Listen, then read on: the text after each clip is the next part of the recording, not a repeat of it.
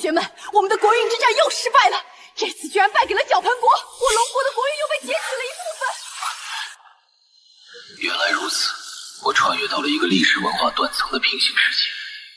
10年前，诡异国运系统降临，所有国家都要设计诡异副本，参与国运之战。每个国家都要挑选5人成攻略小组，每次国战都会随机匹配。 国运被劫取，会导致全体国民寿命上限下降。2人组成，使大脑出现文艺复苏，造成大量人口死亡。而偏偏这个世界的龙国，诡异文化断层了。检测到何氏副本设计师，请问是否担任？什么？我们班居然有副本设计师？是什么？就由我让蓝星回忆起来自血脉深处的恐惧吧。 这里是副本设计空间，你可以利用你脑海里所有的资料设计副本。当副本开启时，你将会和挑战者一起传送进副本，你们可以交流，却无法直接动手，你也无法操控副本，你只是一个旁观者。既然如此，这都是恐怖的滋味。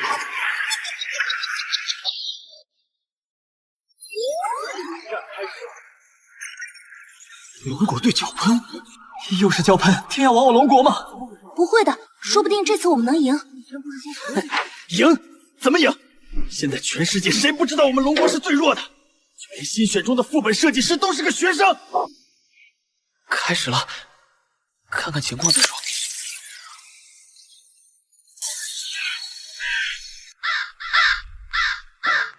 这些就是各国的大佬吧，能直接围观。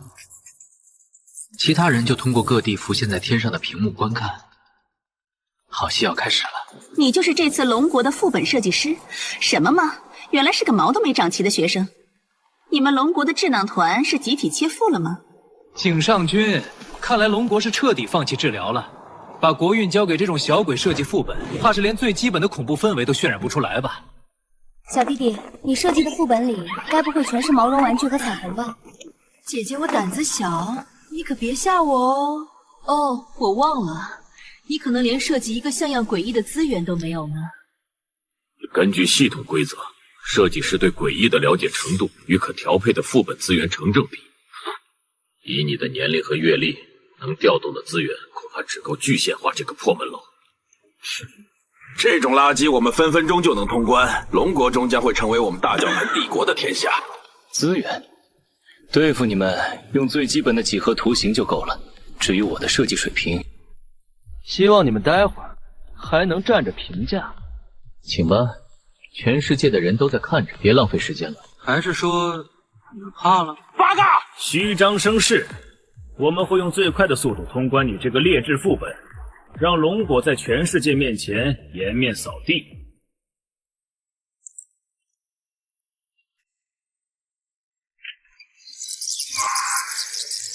什么嘛！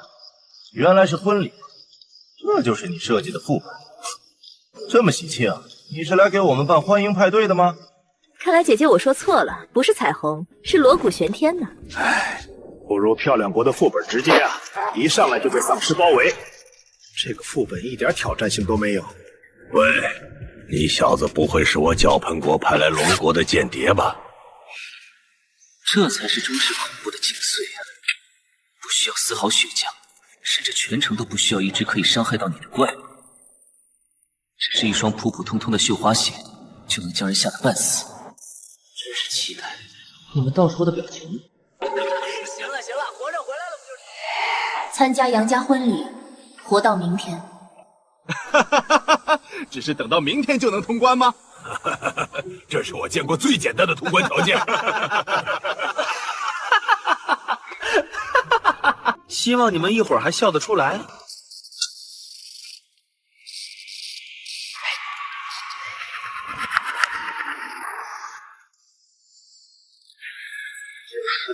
这就被吓到了吗？好心提醒你们一下，要是你们身边的惊吓值达到100，可是会直接被系统抹杀的。这种垃圾也配吓到我们？我们只是还没准备好罢了。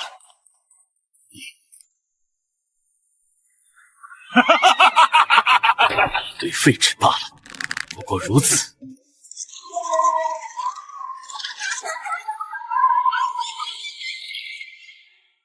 棺材，婚礼上怎么会有棺材？可能是剧情道具，不要自己吓自己。按照常规副本逻辑，不触发机制就是安全的。太矛盾了，难道说这个婚礼其实就是这2口棺材里的死人呢？不管是什么，都不要被龙国的人小瞧了。去看看。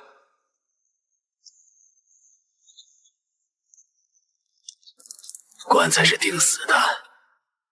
我们的目标是活到天亮，没必要打开棺材，小心触发那个小子设计的机关。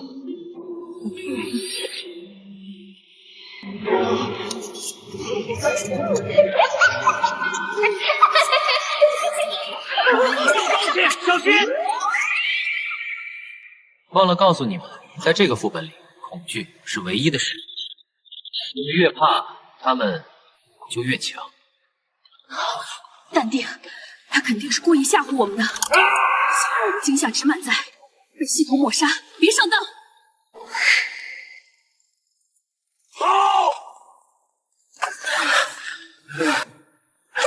不过如此，怕是做了声音效果，根本没有怪我。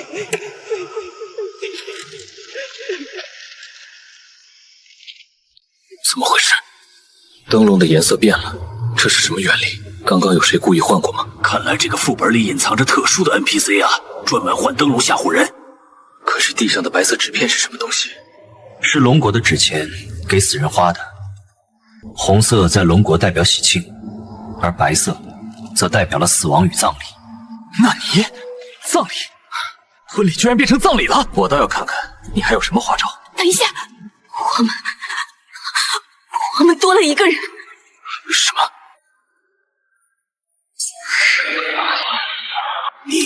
你是谁？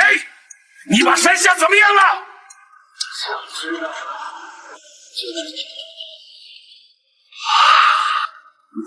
八嘎！刚刚那是什么东西？他对山下做了什么？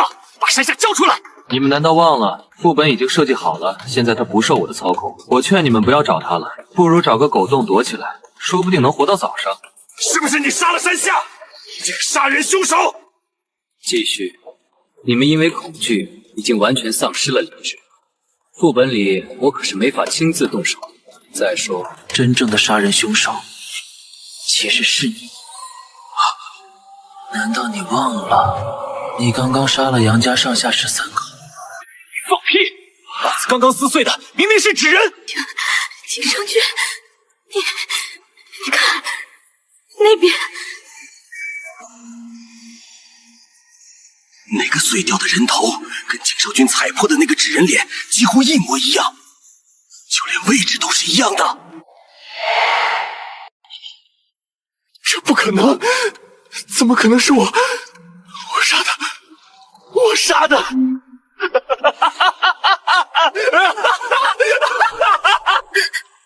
静，谨慎！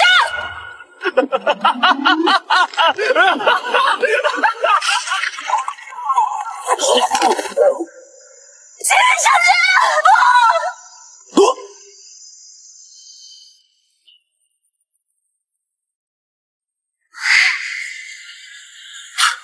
这么快就死了？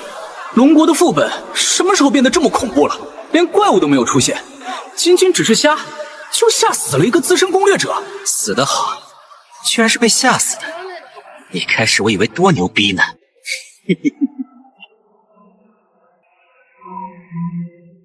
只剩我们2个人了，你一定要保持冷静。系统还没宣布山下死亡，找到他，我们还有机会。走吧。真不知道你们怎么活到现在的。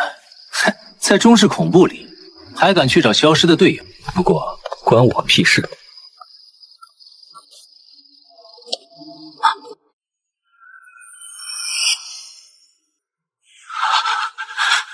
山下君，你怎么坐在那儿？发生什么了？你们去了哪里？蜡烛灭了以后，我就被困进了棺材里。我拼命的闹门，可你们没来救我。那声音不是诡异发出来的，是你在求救。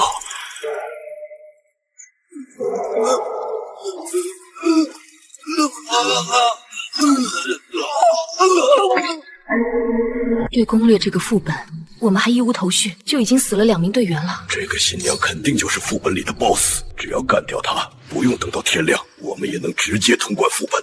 给我去死！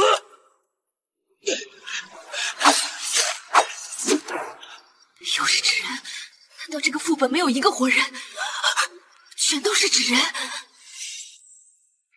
难道我们刚刚经历的都是幻境？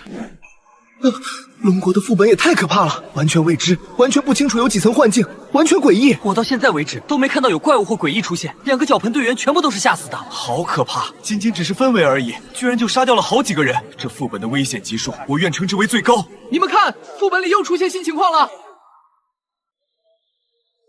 万一他是真人呢？苍井，别胡说，一切都是幻觉。我没有说话。苍井，你旁边，我旁边怎么了？什么都没有。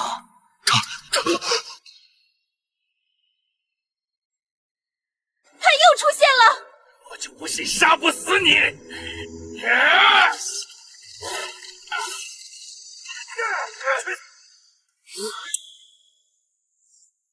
怎么可能？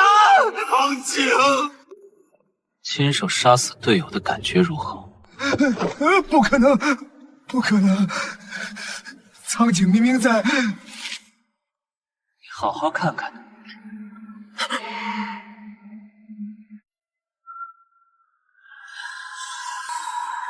我死得好惨，是你杀了我！不是我！别过来！别过来！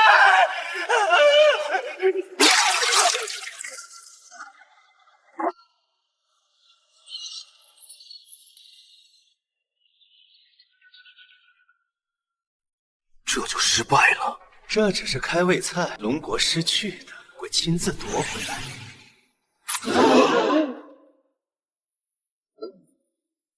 不可能！我无法接受，我们大脚盆帝国怎么可能输给连诡异文化都没有的垃圾龙国？龙国的设计师绝对作弊了！一个副本怎么可能设计的这么 bug？ 这绝对是无解的！苏毅先生，我是国家副本总局的，你是龙国的英雄。从今天起，你将享受最高级别保护，全权负责副本设计。不过什么？漂亮国那边已经想出了针对冥婚副本的办法，并且公之于众了，主动向我们发起了挑战。所以想请您改改副本规则什么的，别让龙国损失太严重。不用修改，冥婚副本。苏毅，你虽立了功，但不能骄傲自满。漂亮国智囊团公布了破解思路，他们摸清了冥婚副本的心理暗示逻辑，还准备了特制镇静剂，压制恐惧值。是啊，全球都在传破解方法，再用老副本就是给他们送国运。哼，你以为自己是天才？冥婚副本的秘密都曝光了，不改规则我们必输。苏毅先生，不是不信你，只是漂亮国这次准备太充分。听我说完，冥婚副本真没必要改规则，浪费时间。设计的好又怎么样？现在已经被破解了，你太儿戏了。这关乎龙国国运，不是你耍酷的地方。怕不是江郎才尽，想不出新东西了吧？哼，早知道一开始就不该指望你。我说不用改规则，是因为我早已准备好了全新的副本，所以没必要。龙国设计师，你作弊！你怎么可能这么快就又设计出一个副本？我看你一定是窃取了我们的诡异资料。那窃取你们的诡异资料，别搞笑了。中式恐怖的底蕴不是你能想象的。副本马上开始了，好好欣赏吧，让你们看看什么叫真正无解的副本。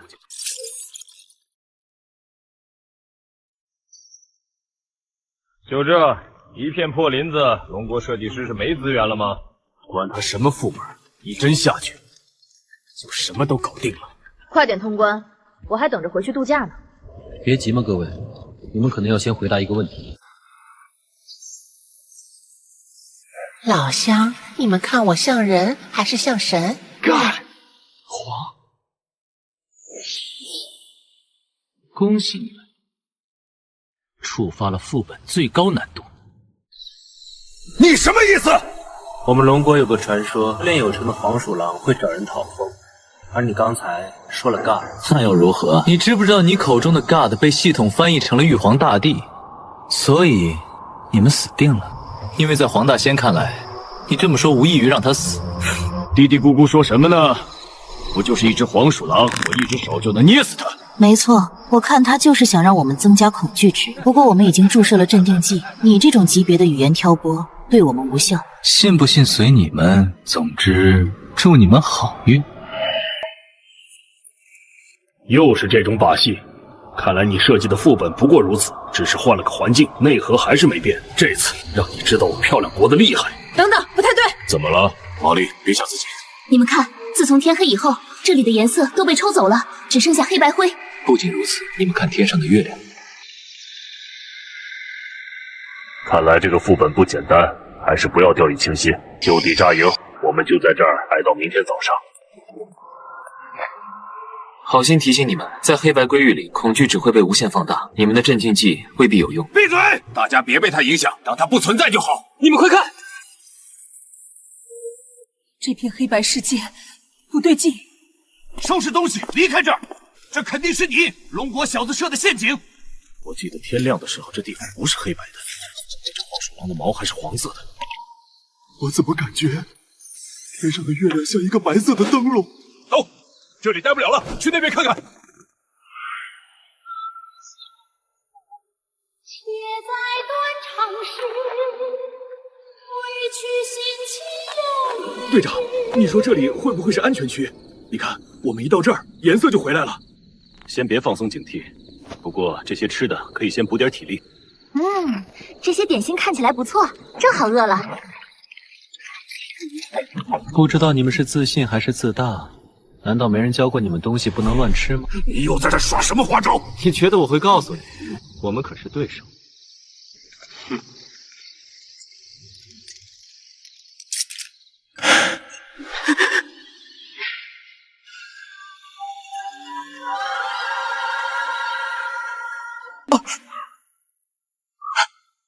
队长，你怎么了？人，好多的人，你们没看见吗？队长，你在说什么？这里除了我们，哪还有别人？看来只有局外人才能看到真相。你们猜，这些观众是什么时候坐在你们身边的？怎么回事？难道一开始这里就已经坐满了人，只是我们看不到而已？别慌，带上东西，离开这里！什么时候？该死！这些是什么？我操！好恶心啊！我他妈正在吃饭呢，结果就给我上演这一出，居然连食物都可以用幻觉变出来，这苏毅也太厉害了吧！厉害是厉害，恶心也是真的恶心。我感觉你们想多了。或许一开始这些食物就不是给活人准备的，而是给那些诡异吃的。是活人自己闯进了这片地方，且不经过别人同意擅自食用，他们最后变成这个下场，也全都是他们自己咎由自取。确实，漂亮国人一贯的作风，他们活该。换个角度想想，这些东西在活人眼里恶，但在诡异的眼中却很可能是美味呢。我操！别说了，越说我越想吐。所有人注射镇定剂。看来你们研发出了新东西啊！你这些设计在科技的力量面前就是一群垃圾。什么中式恐怖、龙国诡异，只要我不恐惧，你能拿我怎样？咬我吗？确实符合你们漂亮国一贯的作风。不过你们不会真以为我是个好人吧？诸位别急，好戏才刚刚开始。装模作样，我们早就没有了恐惧。这里是副本，意味着我们的身体不受限制。等于开了无敌挂，你还能拿什么跟我们斗？你们忘了最开始的黄大仙了吗？那可是你们自己选。什么黄大仙？一切不过是幻觉罢了！来呀，杀我！让我看看你们这帮垃圾有什么本事！果然是幻觉，龙国的副本不过如此，也就只会吓唬人了吧？这些家伙好像有了实体。还好我们提前打了镇静剂。否则恐惧值早就爆表了。全员准备战斗。老子早就受够了这些诡异吓唬了，现在通通给我死！报仇！报仇！通通报仇！原来龙国的诡异这么垃圾啊，真是不堪一击！正好来副本里练练枪法了，而且还是移动吧。去死吧，妈的 fucker！ 提醒你们一下，如果你们不想提前结束副本，就别对他出手。你说不出手就不出手，我偏要看看他到底是个什么东西！黄鼠狼，正好一块解决。队长，你在干什么？怎么会？杰克已死亡。怎么会？杰克已死亡。怎么回事？队长，你刚刚开枪打死了杰克。fuck！ 难道又是幻觉？到底什么时候中的幻觉？消失了。开火！你作弊！这个怪物根本杀不死，你违反了规则，系统不会允许的。是吗？那系统为何没抹杀我呢？说到作弊，应该是你们才对吧？如果不是那种药剂，你们早就团灭了。放屁！我们根本没有产生多少恐惧值，这只诡异不应该这么强。它的强度已经超过了这个副本能容纳的极限。正常来说是这样的，可你们忘了黄大仙了吗？这种难度是你们亲自选出来的。队长，我们该怎么办？跑！分散跑！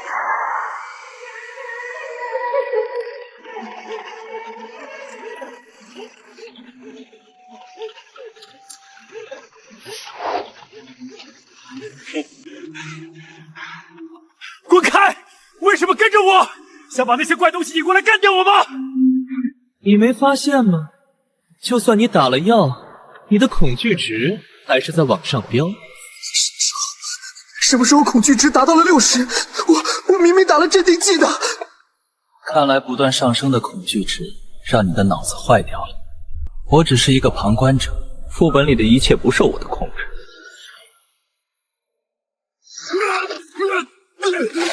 fuck！ 畜生！彪子养的，居然在这鬼东西里设置空气墙！要醒来了吗？什么意思？狗屎！这到底怎么回事？该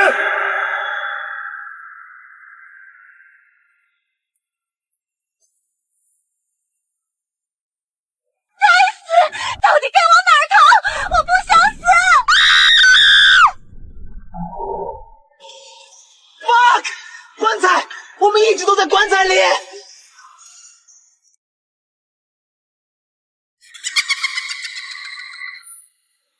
你了，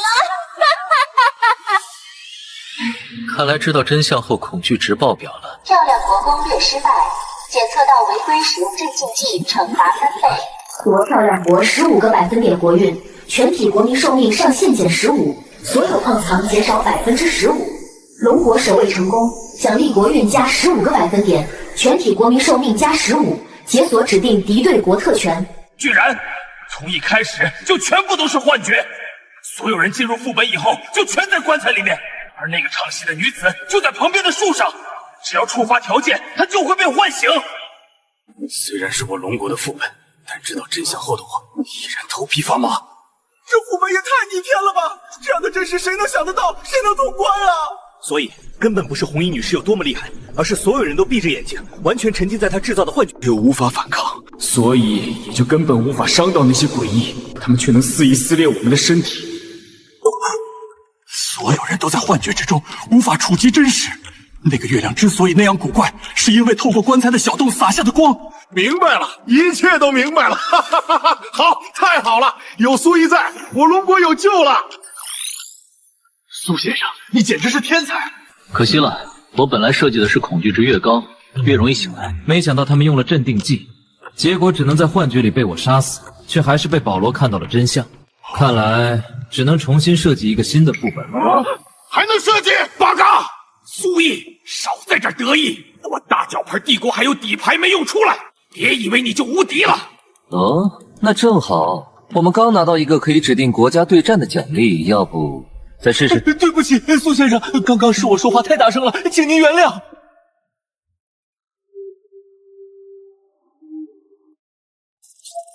苏先生，对于主动挑战，苏先生，对于主动挑战券，我想问问您的看法。他们最近上任的那个叫做坐地能吃草草的首相，还四处散布谬言，死不悔改，就选脚喷果吧。怎么了？苏先生，您先看看这个。神仙国居然控制了诡异，还能将诡异带进副本。没错，苏先生，您设计副本的能力无人能及，我们必须有人去试探他们的底线，看看能不能请你想办法解决这场诡异。交给我吧。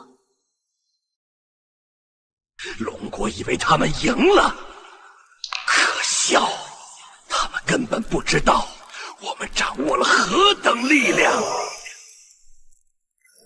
有古曼童大人相助，龙国的副本但只可破。记住我们的任务，进入副本后主动寻找诡异，用古曼童的力量将他们彻底撕碎。我们要在全球面前除了龙国这条龙。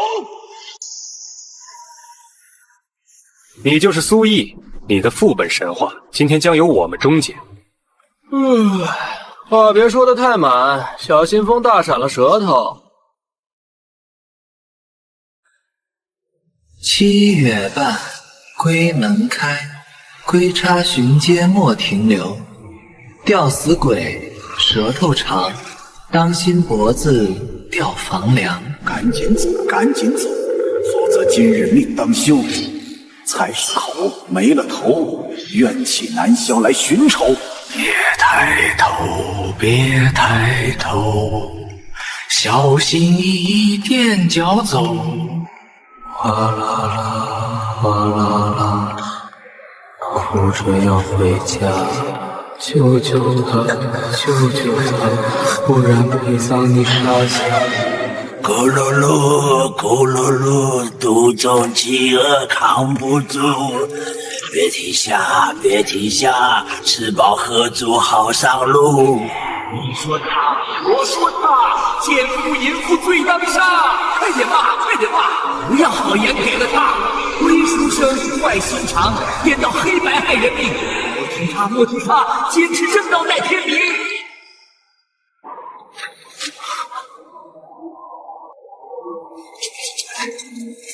不要被干扰，情绪波动只会给这个副本的诡异提供更多的粮食。记住歌谣内容，那是对诡异的提示，也是我们的攻略指南。有了提示，再加上古曼童，区区副本不在话下。队长，刚才那首歌谣，难道是说这小镇里有7种诡异？就算有7个，我们也不怕，系统是公平的。塞了7个诡异进来，就能说明这7个诡异都不强。要是能把这7个诡异都杀了，喂给古曼童，说不定他能变得更强。有道理。不过我觉得童谣里说到的鬼差，应该是那种强制杀人的诡异。虽然我们有古曼童，也不要轻易招惹。好，先探索小镇，看看那个苏毅到底有没有那么厉害。队长，我们查过了，周围的房子都进不去，只有这间。进去。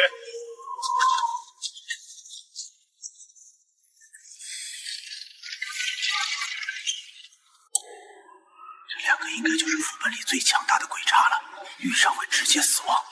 看来他们会在镇上巡逻，我们只要听到他们脚步的时候，找个房间躲起来就行了。看来挺简单的。房梁上有个人！那个死人就吓成这样，害得大家恐惧值飙升。你知不知道所有的诡异都是以恐惧值为食的？可是队长，他很可能就是童谣里说的吊死鬼。吊死鬼，舌头长，当心脖子掉房梁。赶紧走，赶紧走，否则今日命当休。快走！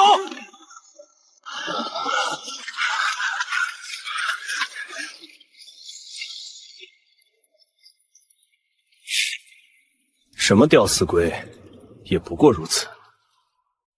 喂，难道你们没发现我们少了一个人吗？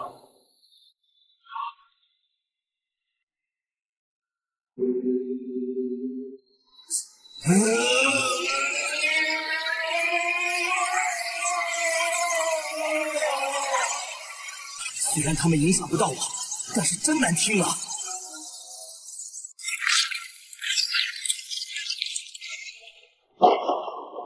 该死，晚了一步！这个吊死鬼，为什么杀人这么快？怎么？你们不会以为我会告诉你们吧？这个吊死鬼，应该只存在于这个房间之内。只要不进去，他就威胁不到我们。我觉得没必要动用古曼童的力量对付他，那力量有代价，该留在真正需要的时候。没错，趁着鬼差还没来，我们去其他地方。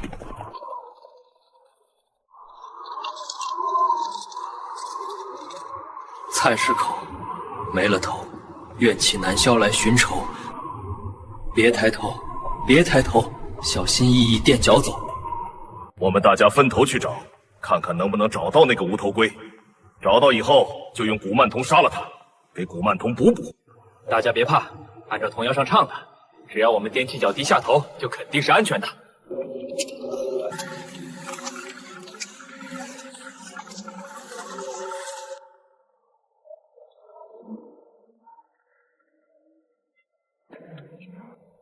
干什么？为什么不动？该死！什么时候的事情？这把鬼头刀才是诡异！别低着头了，我们被苏毅骗了。太好了，这只诡异被我们杀了。好东西，居然骗我们！我什么时候骗你们了？那童谣的内容是假的，照他做只会死得更快。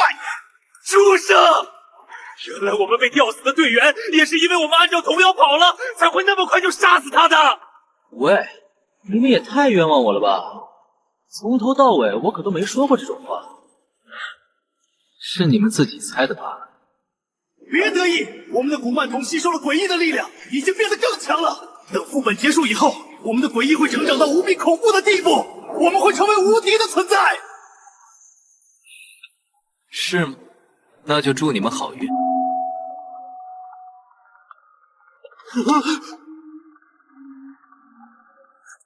鬼差又来了，我们被堵在中间了。看看有没有其他安全屋。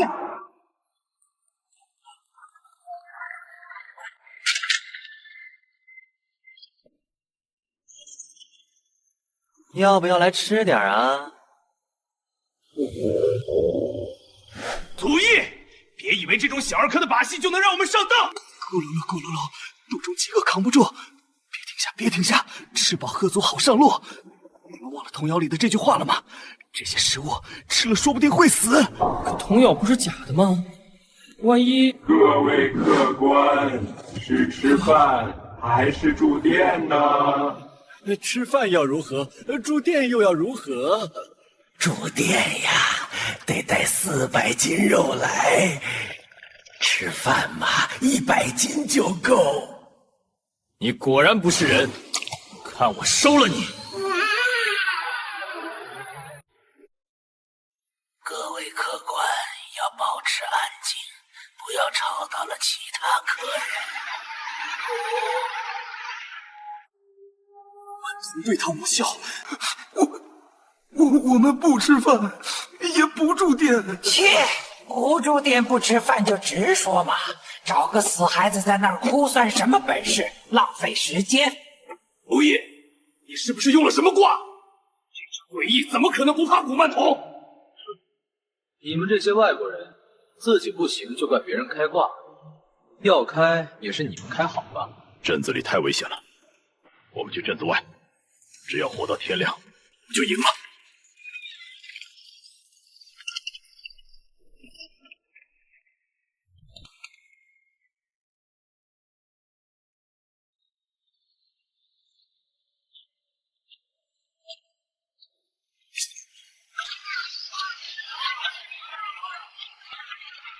队长，那有一条船，我们可以坐船漂到湖中央去。这里不在镇子里，没有那些诡异，鬼差也不会到这儿来。对呀，我们可以在船上熬到天亮，上船，快！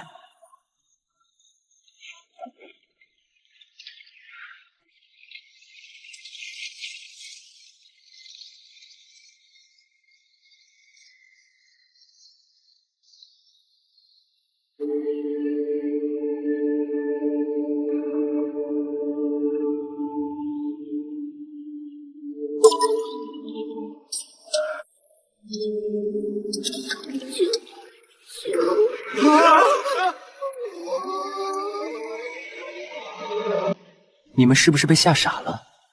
忘了童谣里说的，哗啦啦哗啦啦，小孩哭着要回家，救救他，救救他，不然陪葬您杀下这句话了吗？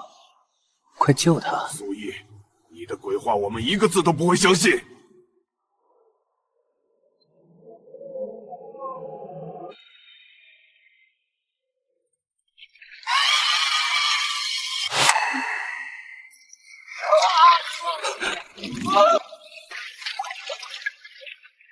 快走！鬼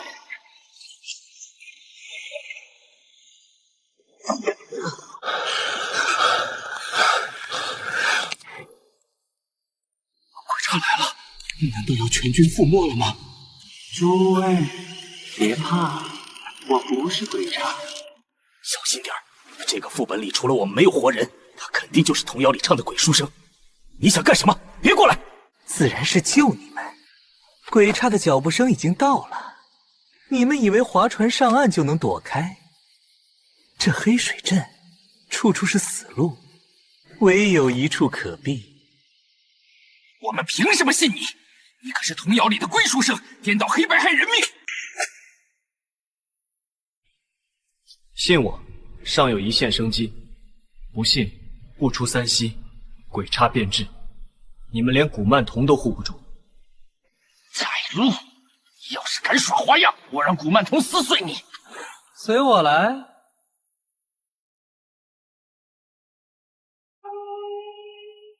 这里便是安全屋，里面的住户不会伤人，只要你们不去招惹他们。里面是什么东西？一对殉情的恋人罢了，其实他们算是好鬼。你们进去，他们不会伤人，前提是别让那死去的孩子哭。哼，明白了，我们进去。你好自为之。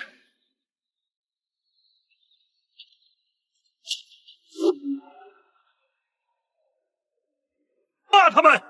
队长，这是为什么？哼，那个鬼书生和苏毅一样，不是什么好人。喂，我可一句话都没说，小心我告你诽谤。你真当我是傻子吗？你设计的这个副本童谣有真有假，就是想混淆我们。童谣里说了龟书生坏心肠，颠倒黑白害人命。莫听他，莫听他，坚持正道待天明。这鬼书生喜欢颠倒黑白，他说让我不要惹他们，我偏就要惹他们。你就不怕鬼书生说的是真的吗？如果他说的是真的，那这个副本里就有3个善良诡异。我不信你苏毅会这么好心，安排这么多善良的诡异，所以他说的一定是假的。精彩，真是精彩！闪开！别影响我们攻略副本，小心我们连你一起骂！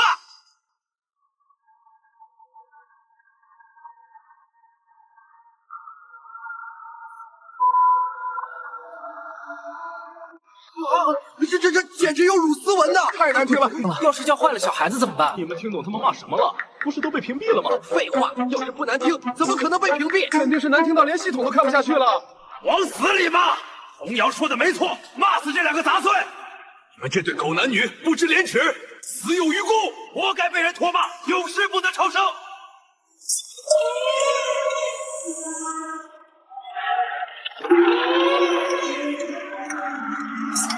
不对，快停下！龟书生说的是对的，这2个龟是好龟，是我们搞错了。我想起来了，那个鬼书生的声音和我们刚进入副本时听到的童谣的声音是一样的。什么？原来从一开始我们就在鬼书生的算计中了吗？那个童谣不是你设计的？我从来没说过那童谣是我设计的。那个童谣是鬼书生设计的。你们看那2只诡异行动缓慢，有古曼童挡在我们前面，我们一定没事的。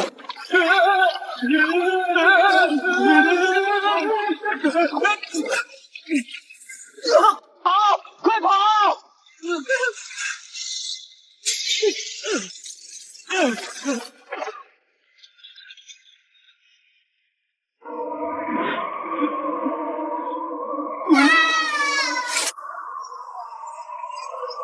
差，别杀我！求求你别杀我！不杀我，鬼差是好的，又被你骗了。我从没说过鬼差是坏的哦。陷阱，谎言，从始至终，我们都在你的计谋中。和这个世界说晚安吧。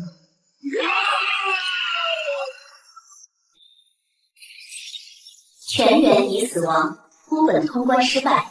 检测到人妖国私自携带诡异进入肤本，属于严重违规，将会有时被惩罚降临。人要过运减半，全体国民寿命减半，剥夺1半国土，限3日内这半土地上的所有活人离开，否则强行抹杀。这就是鬼差的实力吗？也太恐怖了吧！只是我手里的棍子一扫，就打死了人妖国最恐怖的诡异之一——古曼童。我操！这波反转太惊人了！这尼玛谁能想到啊！恐怖歌谣是龟书生唱的，而龟书生最会骗人，他骗了所有人，让人们以为龟差是会无差别杀人的，其实龟差反而会保护人，因为龟差只会对付鬼。我现在浑身鸡皮疙瘩都起来了，原来整个副本就是一个巨大的圈套，从一开始就已经开始入套了。开始的恐怖歌谣是副本的关键，如果不听的话会死得很惨，但是如果听了也会死得很惨。还好苏毅是我们龙国人，不然我们龙国早就完蛋了。苏先生，您看看这个。任药果的失败并不能说明龙果的强大，相反，暴露出了龙果的无能。我大脚盆帝国将主动挑选龙果作为对手，这次就要让龙果知道，他们不过是一群猪罢了。这个草帽是不是有点太跳了？谁给他的勇气说这种话的？三刃瑶把掌控诡异的方法告诉了脚盆，他们用这种手段控制了一个比他以前的古曼童凶狠许多倍的人，所以才敢这么嚣张。那就来吧。小盆国风月了这么多年，一直不承认当年对我龙国的迫害，现在居然变本加厉。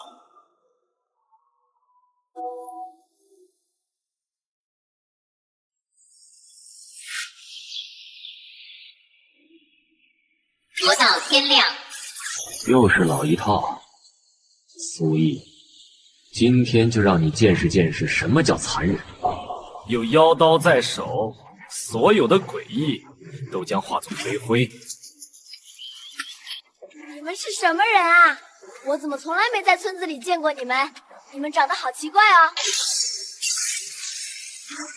切，只是个普通的 NPC 而已，我还以为你是什么诡异的存在呢。一言不合就杀人，你们真是好大的本事！不过是个普通人而已，杀就杀了。在我手里还少吗？你们会后悔的。后悔？哈哈！大脚盆帝国从来不会后悔。管你是什么，全都给我消灭掉！我就不信，我们还能给诡异提供恐惧值。别和他废话了，我们快进去吧。小废物，就好好跟着我们，看看我们是怎么把诡异消灭光的吧。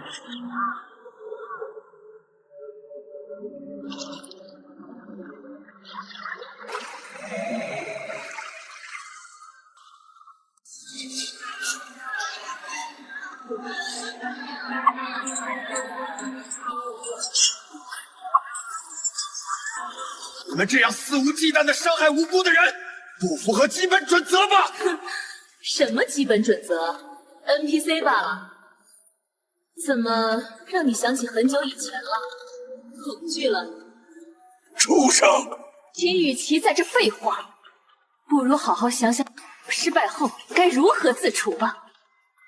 必将是我。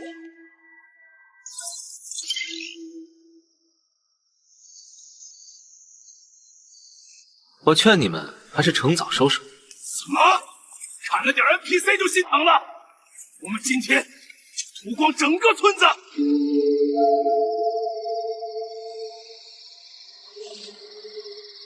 队长，好像不太对。已经晚上了，从我们进村到现在，居然一个诡异都没遇到，杀的全是普通人。别说诡异了，连一件像样的异常事件都没有发生。这才是最诡异的地方。会不会从一开始我们就陷进了幻觉？毕竟这是苏一常用的手段。怕什么？既然没用，那就算了，把村民杀光，我就不信诡异不出来。没错，这些村民很可能造成意外。为了防止他们给我们带来不必要的麻烦，必须全部铲除。太残忍了！他们怎么会这样？这些村民明明什么都没做。副本通关条件只是让他们活到天亮而已，村民又不是诡异。这就是我的劣根性！你们忘了他们以前也是这样的吗？为什么我觉得这些人的表情比诡异还要恐怖？上帝啊，这些人简直就是魔鬼！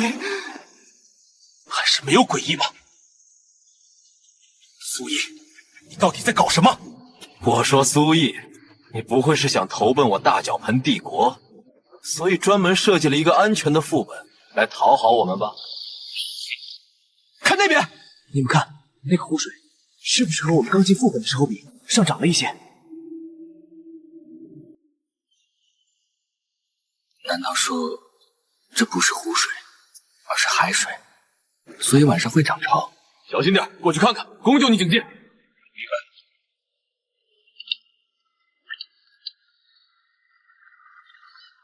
不是海水，只是普通的湖水罢了。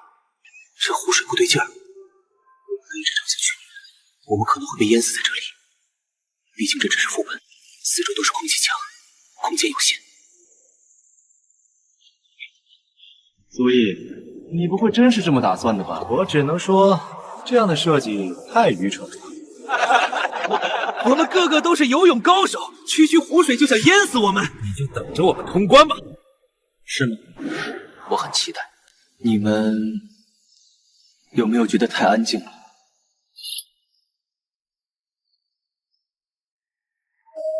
确实太安静了。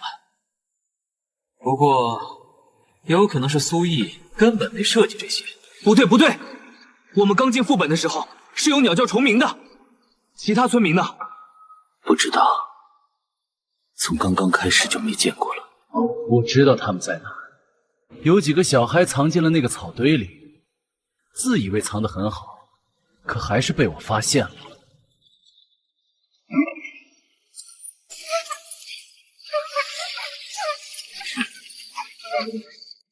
这泼湖水弄得人心烦意乱，正好杀几个人发泄发泄。我劝你们最好不要。你说不要就不要，但我偏要。不仅要，我还要用这把妖刀。你还不知道吧？妖刀出鞘，必须有人消失，消失的越多，他就越强，否则就会反噬持刀人。所以别怪我们。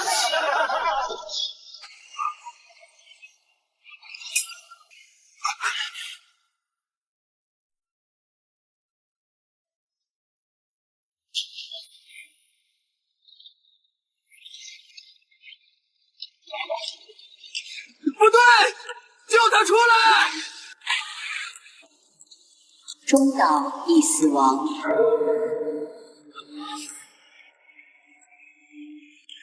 怎么可能？这才多久？中岛怎么可能就死了？不好！集中在下面，我去拉他上来。别动，这水太诡异了。遗珠已死亡。他们可都是游泳高手，怎么连个水花都没捡起来就死了？是水有问题，快跑！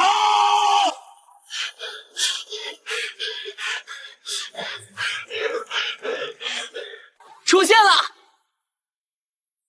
终于出现诡异了，我还以为这个副本里没有诡异呢。这湖水真恐怖，简直就像是通往另外一个世界的大门一样，一旦被淹没，就再也别想活着走出来了。就这么死了？那可是脚盆国最精锐的战士啊！副本刚刚开始没多久呢，居然就这么草率的死掉了2个人，太可怕了！我就知道苏毅不会设置这么简单的副本。苏毅万岁！龙国万岁！还好这里还没有被水淹没，我们安全了。我们必须冷静下来，刚刚恐惧值增长的太多了，这样下去，不知道会变成什么样子。所有人吃药。又嗑药。苏毅，这是你专门给我们设下的陷阱，对不对？你早就知道我们会用妖刀，所以才选在这湖边。妖刀再厉害，也斩不断水。什么陷阱不陷阱的？你该不会忘了，我们是敌人吧？我不设陷阱，难道还要好吃好喝的招待你们？我感觉不对劲，湖水的上涨是没有规律的。我仔细回想了一下，发现只要我们杀了村民，湖水就会上涨。刚刚我们上岸时杀了那几个孩子，湖水瞬间上涨了10米高。这个村庄已经被淹没大半了，湖水变成了海。不能再胡闹了，还这么任性！湖水真要淹到村子，我们一个都活不成。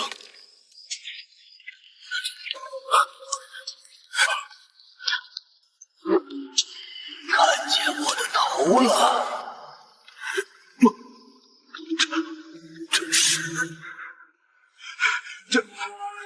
这是我们之前砍了脑袋的村民，他变成诡异了。要是这里的村民离开了之后都会变成诡异，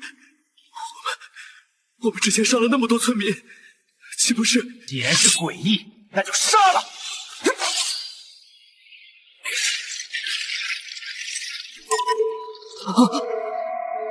为什么看我好疼啊！什么？居然不会死！你们看，湖水也馋了。即可修。这湖水只要攻击就会上涨，只不过伤人会让它上涨的更多。不仅如此，我们完全被克制了。妖刀出鞘必杀人，否则就会示主。可这里的诡异杀不死，我现在必须用我的命让妖刀安静下来，否则都得死。队长，你来当我的接错人吧，我自己捅腹，你负责砍下我的头，不然再晚一点，要是让这把妖刀控制住我，大家都得完蛋。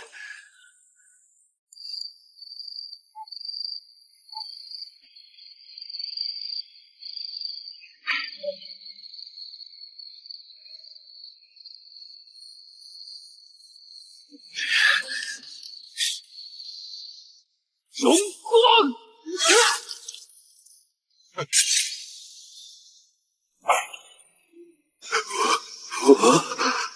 我没事。哥，天哪，他还活着！老大！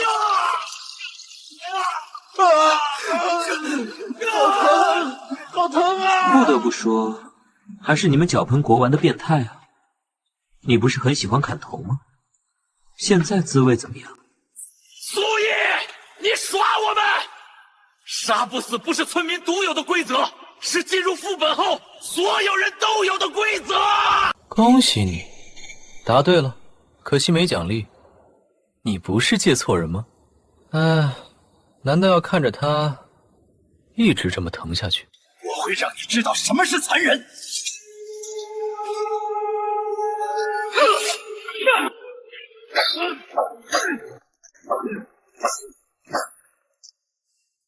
为什么？为什么还是没事？好痛！为什么？为什么死不了？好痛！我有办法了！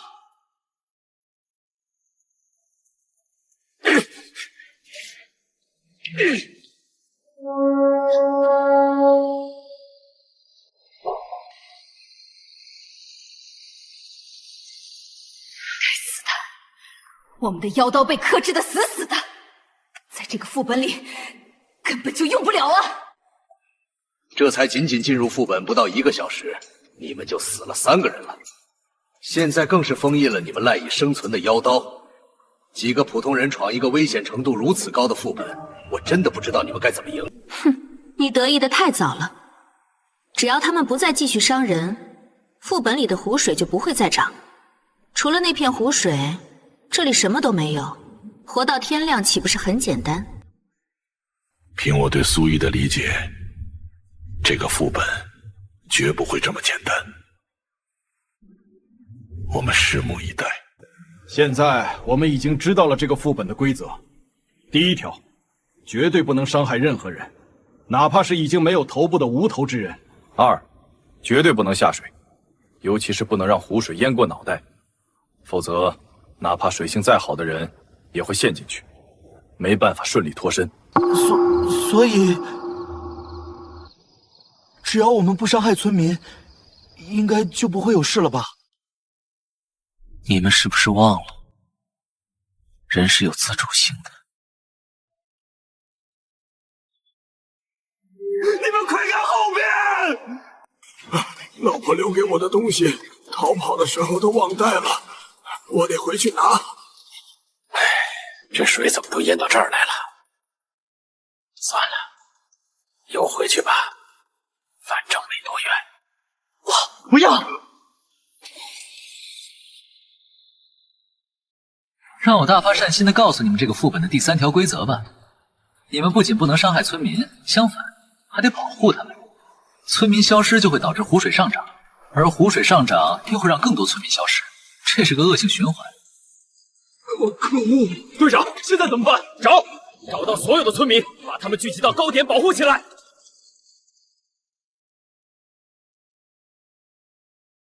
我们找遍了村子，活着的都在这儿了。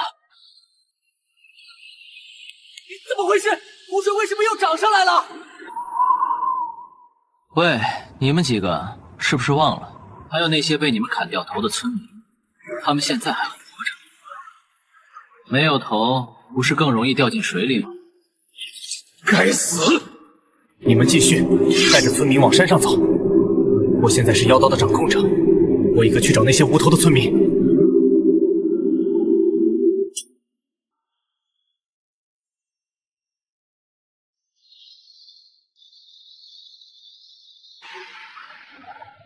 这到底怎么回事？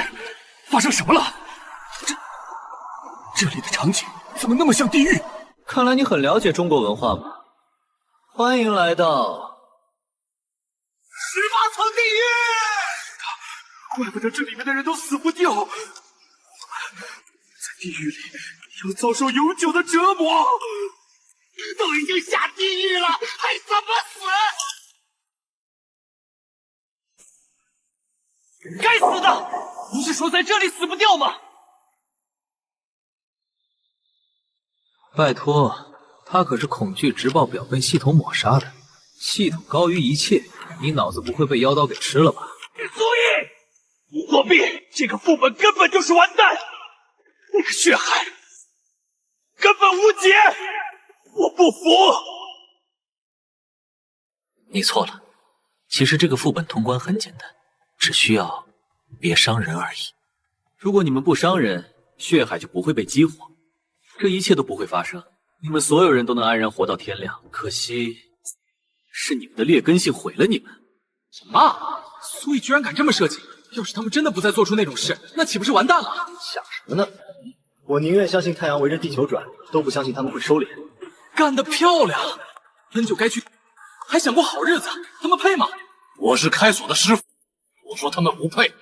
可惜了朝向公究那个畜生，让他死得太痛快，就该一直折磨他。快看，新情况！这什么东西？难道是被湖水吞噬了的人？不能再这么下去了！不管如何，我要试一试。你们退后。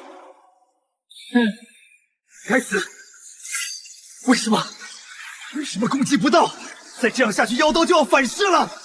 那个脚印的花纹，为什么和我们的鞋子一模一样？果然，进入湖里死掉的人就会变成这种东西。你们说湖里会不会有什么东西？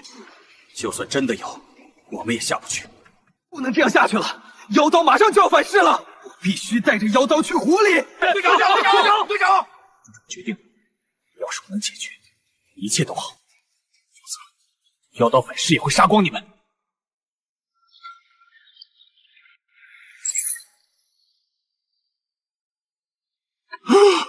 系统没有提醒队长死亡，队长还活着，看来一切的关键真的在狐狸。太好了，看来妖刀还是有用的，苏毅，你得意不了太久了。是吗？那只能祝你们好运了。等着吧，我相信队长马上就能出来。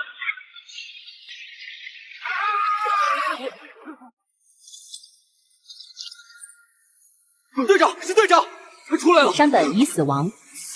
死了，队长死了。那是什么？那当然是你们的队长啊。不过是被妖刀控制的队长。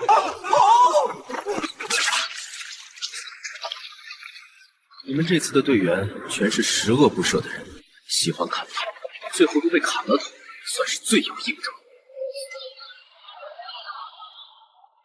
全员已死亡，副本通关失败。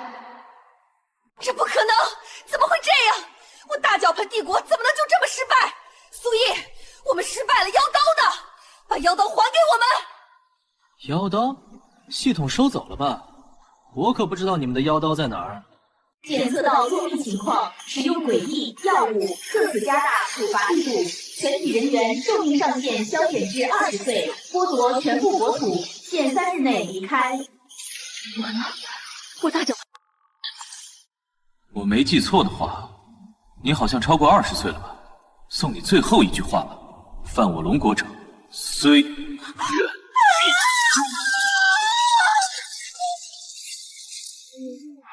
苍天有眼啊！我要去扫墓，我要把这个好消息告诉先辈。宿神牛逼！从今天起，我床头不挂明星了，就挂宿神海报。列宗在上，子孙后代终于等到这一天了。欺负了我们这么多年的没了。苏毅这孩子是咱龙国的真龙。兄弟们，全网的家人们，看见了吗？什么叫天威？什么叫报应？以后地图上再没那块人的地方了。这全靠谁？苏神，一人抵一国，不是碾碎一国。兄弟们，在公屏上让他们看看咱们的气势。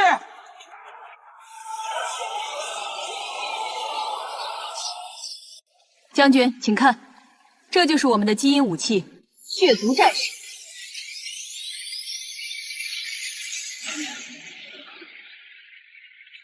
真的成功了！他们有什么能力？第一，我们剔除了大脑性人体中负责恐惧的基因片段，所以他们不会恐惧。这和用药物压制那种愚蠢办法不一样，我们的手段不会被系统判定违规。第二，我们改造了视觉基因，他们是彻底的色盲，除了黑白两色，其他颜色都看不到。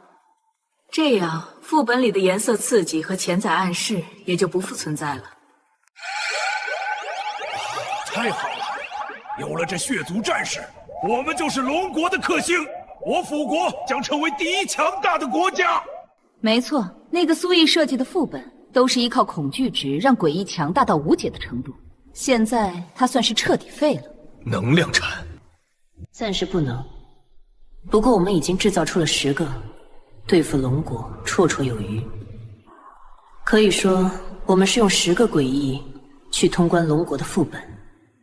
完美！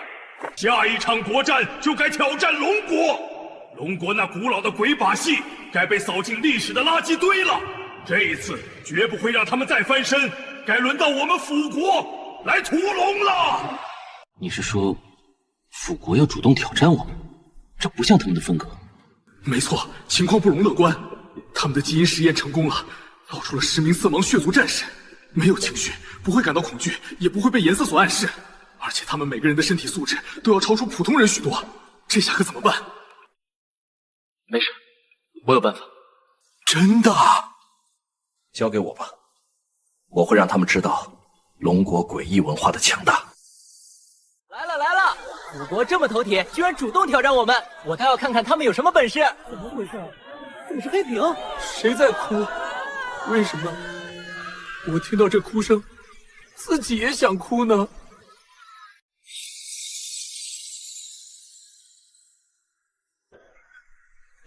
我进错频道了，这还是恐怖副本直播吗？这天气确定不是出门遛弯露营的天气。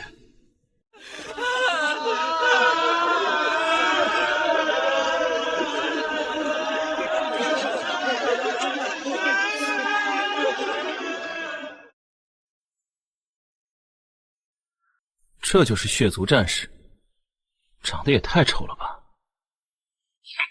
愚蠢的人类，这才是人类应该进化出的高等形态。想要拥有永恒的生命，就该付出代价。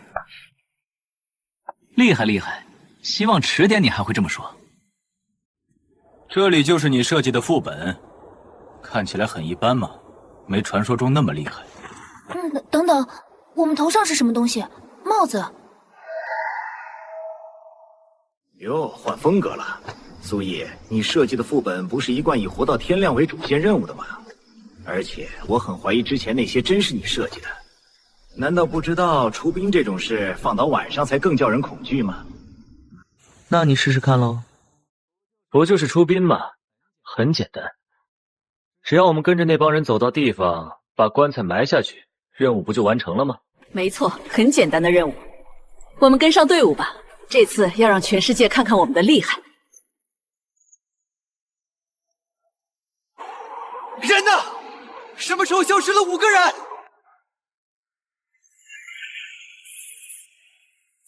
看来这些血族战士并非完全没有情绪，只是恐惧值涨到30就上不去了。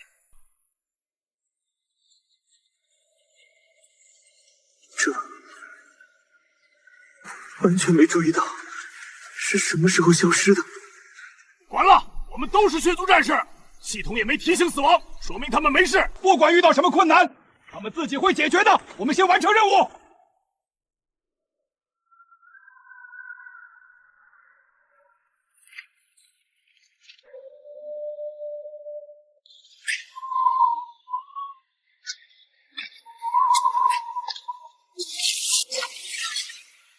苏毅，你对我们做了什么？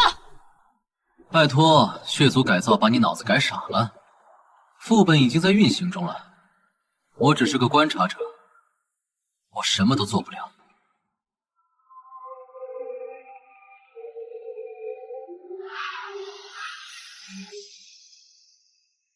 我的天，居然同时出兵和结婚！这个副本是疯了吗？还好这2支队伍没有同时出现在一条路上，不然那得多尴尬呀！在现实中这2者相遇，可能不会有什么，可是别忘了，这可是在诡异副本中，副本里有诡异的存在。一旦出兵的队伍和结婚的队伍相遇的话，那肯定会发生极度恐怖、极度危险的事件。我的天，苏神不愧是苏神，太会了！我猜苏神设计的这个副本规则，肯定是2方队伍一遇到，就立马死翘翘。葬礼和婚礼同时出现，苏毅真是个天才。哼，不过是白费功夫罢了。我们的血族战士恐惧值可都是压得很低。到现在为止，没有1个人的恐惧值超过30%，有些人甚至连5%都不到。只要恐惧值不上涨的话，我们就会立于不败之地。看来你很自信，那就准备好看一场大戏吧。这一路什么都没发生啊，太简单了吧？苏毅不会是知道我们的厉害，所以主动认输了吧？是啊，跟着走就行。这通关条件摆明就是在摆烂。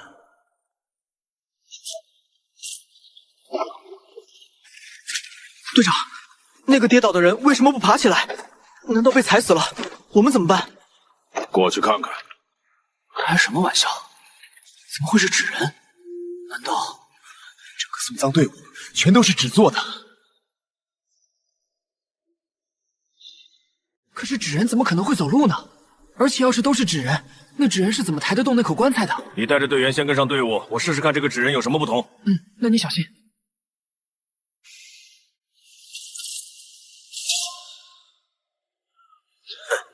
苏毅啊，苏毅，你也不过如此吗？难道你不知道贴脸杀这种把戏对我们没用吗？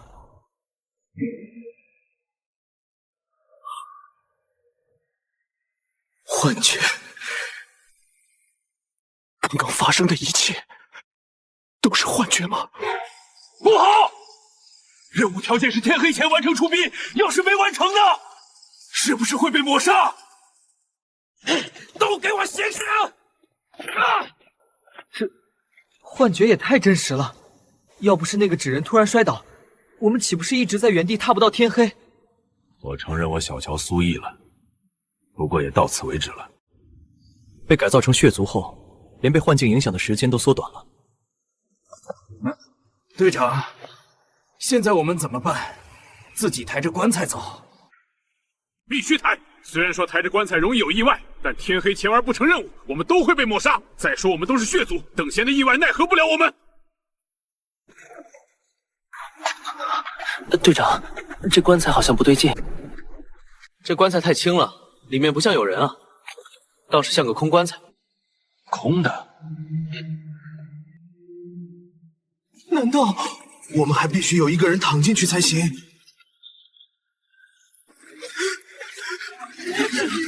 苏毅这是故意恶心我们的。够了，别说了，都冷静一点，别轻举妄动，想想办法。空的，这不会是让我们自己抬着饺子去迎亲吧？可是，副队长，这既然是迎亲，得需要新娘吧？新娘在哪儿？我们都不知，往哪儿走呢？目前来看，这个副本就这么一条路，所以顺着这条路走吧，边走边看。对讲机有动静了，终于能联络上队长他们了。米歇尔，你们那边什么情况？队长，我们进了一个迎亲队伍，可这里全是纸人。你们最好让一个人坐到饺子上去。迎亲迎亲，总得有个新娘吧？空着不太好。我明白了。队长，难道你已经决定了？不然你不会提醒他们，让一个人坐进饺子。出殡需要一个棺材，棺材里肯定得有人，不然不能叫出殡。要是任务完不成，我们都得死，所以必须有一个人牺牲。你们难道都没发现吗？这副本里根本就没有诡异，更没有什么危险存在。可是越是这样，越是说明真正的危险都隐藏在规则里，所以我们不能逃避这个问题。可是让谁牺牲呢？这不是一个公平的问题。如果只牺牲一个人就能让所有人活下来，这也太匪夷所思了吧？苏毅这个魔鬼会做出这么简单的副本吗？如果没有人牺牲的话，那么所有人都会死。既然无论如何都会死的话，什么时候死不一样。我们可是有着永恒生命的高贵血族，理论上来说是永远不死的存在。谁去都行，反正我不去。好一个苏毅！这个副本里虽然没有诡异的存在，但明明只是几个看似简单的问题，对我们来说却成了无解的难题。他们什么都不怕，唯独怕死。刚开始没多久，就要内讧了。公平起见，抽签决定，抽中的人必须牺牲自己，否则再拖下去，时间就不够了。我不接受！无论如何，我都不会去送死的！我不会去！如果你不想牺牲的话，我们可以帮你牺牲，杀掉你，然后把你的尸体放进棺材里，照样可以完成出殡。不过，如果你乖乖照做，我们不会杀了你。想想只是躺进棺材里而已，说不定什么都不会发生呢。我不想死，我不想死。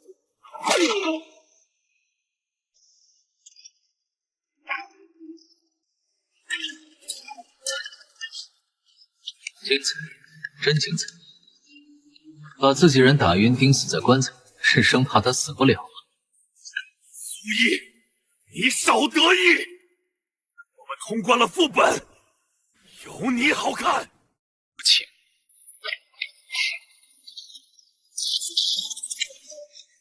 如此残忍，已经不能称作是人了。这些家伙根本就是怪物，什么狗屁高贵的血族，不过是一群苟且偷生的牲畜罢了。敢来我龙国，我直接一刀砍死！他们的内心也太阴暗了，自己人都这么坑，棺材里的人岂不是要误我？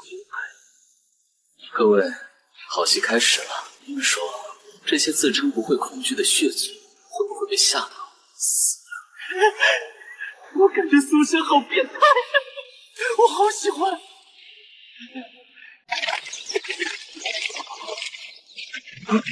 看来他醒了，不要理会，继续走。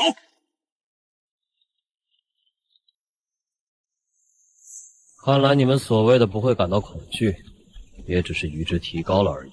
队长，不对，你快看，怎么回事？为什么他的恐惧值增长的这么快，这么多？我想他肯定是因为知道自己要死了，所以才一直处在恐惧中。虽然我们不怕诡异，可等死比死亡要可怕很多。好一个阳谋，苏一，我记住你了。这个时候还是多关心关心你队友吧，他马上就要被吓死了。他在棺材里，我们该怎么阻止？我有一个办法，把他从棺材里揪出来杀掉，问题自然就解决了。对呀，死人不会有恐惧值，而且既然是出殡，死了也不会影响任务。棺材，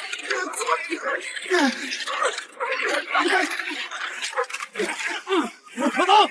我们明明没有盯得很死，用劲儿！队长，恐惧值好像卡住了。苏一，没想到吧？这就是血族的强大，血族是不会被吓死的。是啊，你们不会被吓死，上哪儿去找这么好的养料啊？一直卡在99%，岂不是一直在最大规格的给诡异提供力量吗？我还要谢谢你们呢。我们必须以最快的速度完成出殡，把这个棺材埋了，完成任务。否则副本里的诡异会以不可思议的速度成长，拖下去我们死定了。我提醒一下米歇尔他们，让他们到最后再选一个人做进饺子。还好我们还没有决定让谁坐进那顶饺子。现在我们能做的就是继续往前，等到所谓的终点再做决定。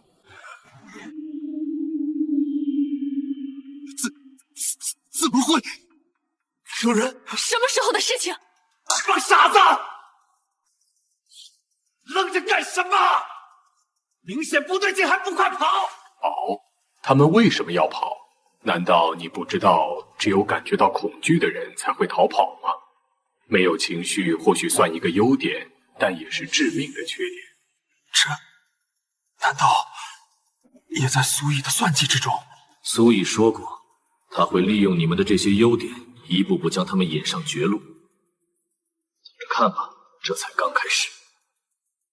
想用这招来吓唬我们，让我们恐惧值增加，太幼稚了。我们可不怕。是啊，本来还得我们里头有人坐进去，现在好了，新娘自己出来了，把饺子抬到地方就能交差，轻松多了。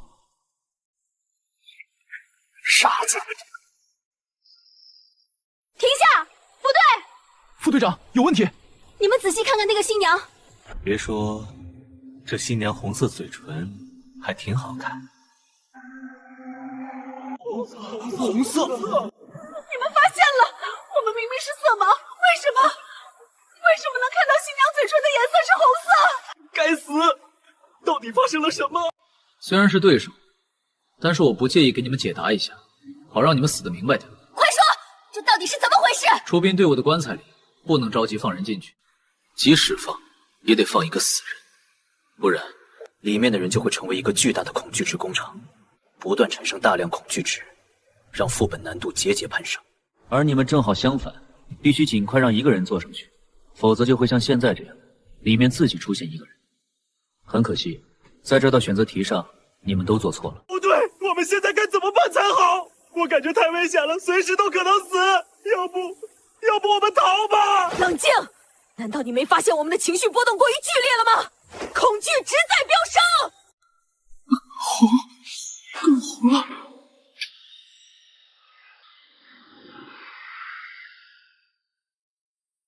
该死！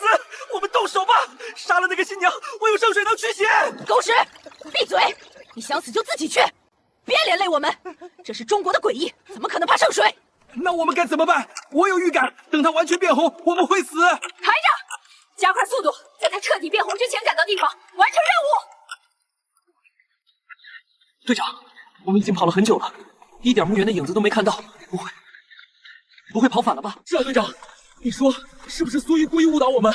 如果一开始我们的方向就是错的，那岂不是完蛋了？不可能，这种事情系统是不允许的。如果这个副本真是这么设计的话，那它就是无解级的了。系统不可能允许一个副本变成真正的无解级，它必须给进入副本的人留一条活路，不然的话，如果所有人都把副本调成无解级，那也就不用打国战了，直接投降算了，大家一起陪葬，根本没有任何攻略的必要。可是，我们真的跑了很久了。停下，休息休息吧。队长，你说我们是不是搞错了？这个副本会不会和时间有关？时间到了，墓园自己就出现了；时间没到，跑多远都见不到。这不可能！我的天，真有这种可能啊！这是一条维新的路啊！哪怕跑得再快，哪怕是跑出了高铁的速度，但是也还是和普通人的速度一样，因为在这条路上只算走路的时间，不算走路距离。那腐国岂不是完蛋了？他们棺材里还躺着一个人，正不停地给副本提供大量恐惧值呢，还是他们亲手装进去的，笑死我了！这个副本设计的有问题啊，这样不就成了无解级的副本了吗？你放屁！让你多读书你不听，傻了吧？一开始把人放进棺材里这种操作，如果换作是一群体力没那么好的普通人，肯定会想着先不把人放进棺材里去，先把棺材抬到地方再说啊！我操，有道理啊！正因为那些腐国队员体力异于常人，所以他们才下意识地忽略了这个正常人会想到的问题。这明显就是苏神专门给这些人设计的圈套，也只有这10个所谓的血族有可能会踩中陷阱，换做其他人是绝对不可能中招的。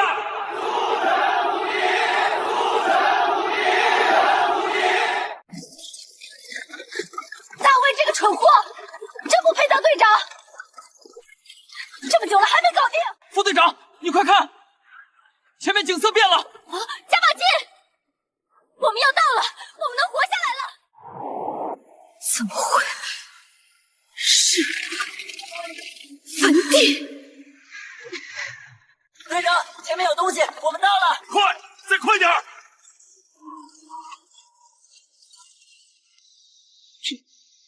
怎么也不像坟地吧？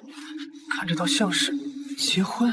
米歇尔，你们到地方了吗？队长，我们到了，可是这里是一片坟地。怎么可能？我们走错了。该死的！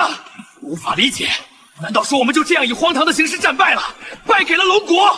无法接受，我不能接受这样的结局。系统，我要和苏毅对话。苏毅，你这是作弊！如果我作弊，系统会惩罚我的。况且我也不会做这么无聊的事情。你们的人改造把脑子都改傻了，看来还是得我来引导引导。毕竟我设计的真正精彩的环节，你们还没见到呢。就让他们这么死掉的话，未免也有些无趣。苏毅，你故意误导我们走了反方向。别把我想的和你们一样无脑。谁说你们走错了？就这么打算放弃？不想再尝试探索一下？探索古宅。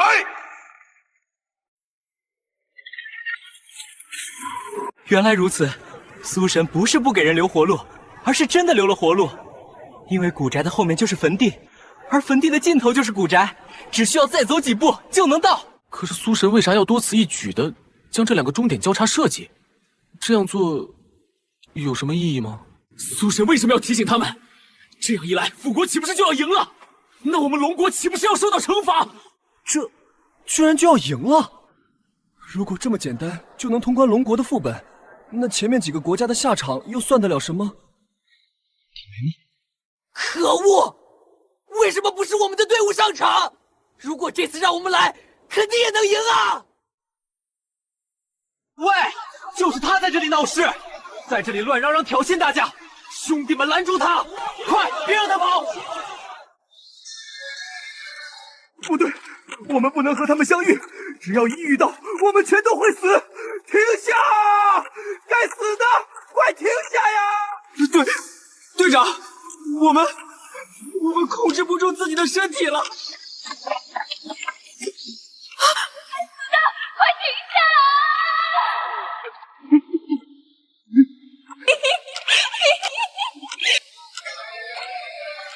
咦，这些家伙怎么停下来了，不走了？我还想看两方撞上会发生什么事呢。你们快看！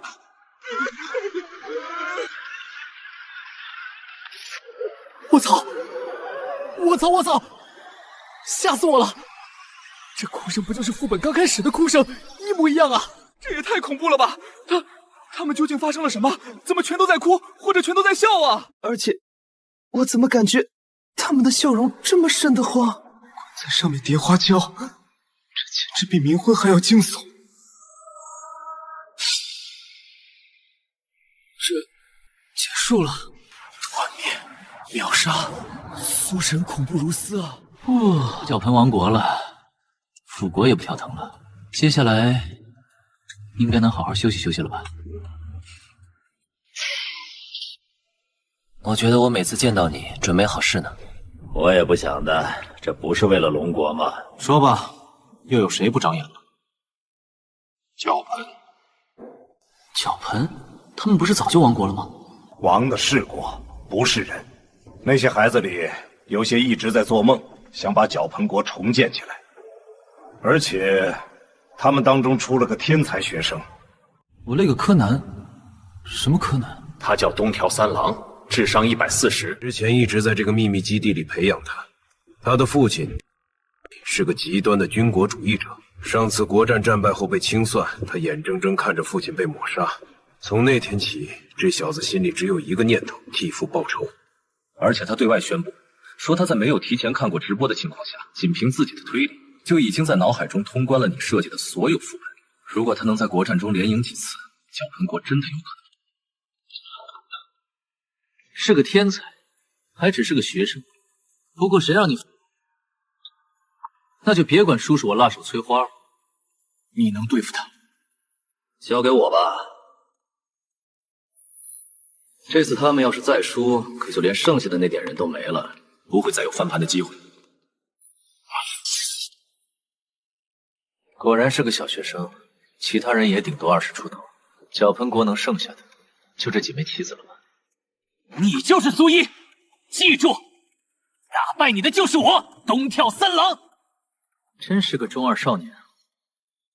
队长，我们身上的衣服怎么变了？这是什么意思啊？当然是送外卖啊！活着吗？外卖准时为您送达。有毒吧？让我们送外卖！不要在意，这肯定是他故意设计的。若是因此多想，甚至心生恐惧，反而正中他的下怀。这小孩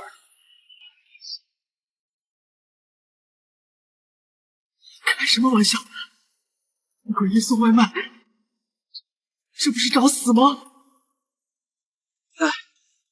临时挑选出来的队员素质参差不齐，不过没关系，有我一个就够了。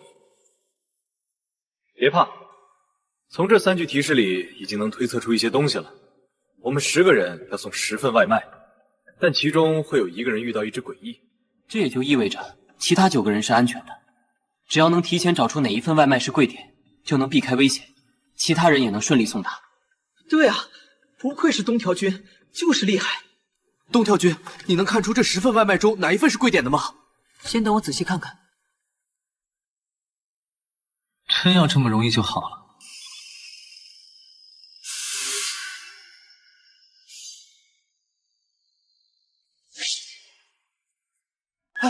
那你居然还有倒计时，而且只剩1个小时！开什么玩笑，根本就看不出来，全都是再普通不过的外卖。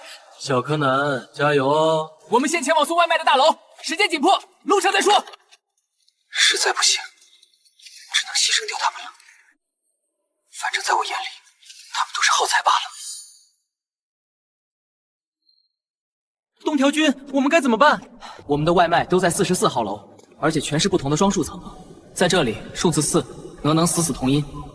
所以根据这一点来推理的话，4楼、14楼都有可能是有诡异存在的楼层。除此之外，18楼是系统提示过的危险楼层，暂时也不去。我们先去送完其他楼层的外卖，最后再专门送这3层。可是东条君，贵不应该就在18层吗？如果18层的外卖根本不是贵点，那系统为什么要提示我们18层是最危险的楼层？哼，这一定是苏毅的阴谋，故意误导我们，从而让我们犯下错误，让错误的人把外卖送到龟的手上。这点小手段就想愚弄我，简直太天真了。我不是天真，是吴邪。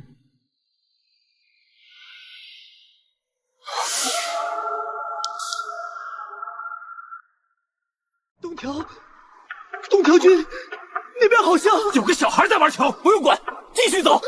任务是送到手，其余的地方一个都别去。你们慢慢玩吧，我可不陪你，我怕我心脏受不了。别慌，他是故意吓我们的，我们走。先去2层。怎么了？不对，这电梯没有18层，搞什么？难道要爬楼梯？别怕，我们坐电梯从下往上送。你去送外卖，我们会在这里等你，等接到你，我们一起往上走。4楼、14楼、18楼的外卖，我们最后一起去送。您好，您的外卖。谢谢。太好了，是正常人。祝您用餐愉快啊！辛苦了。不客气。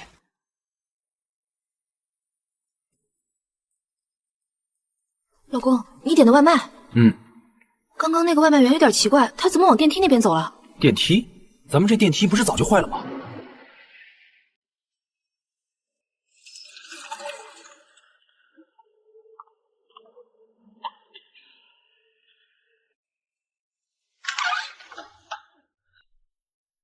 你好，您的外卖。电梯不是坏了吗？这大哥是爬楼梯上来的，真敬业啊。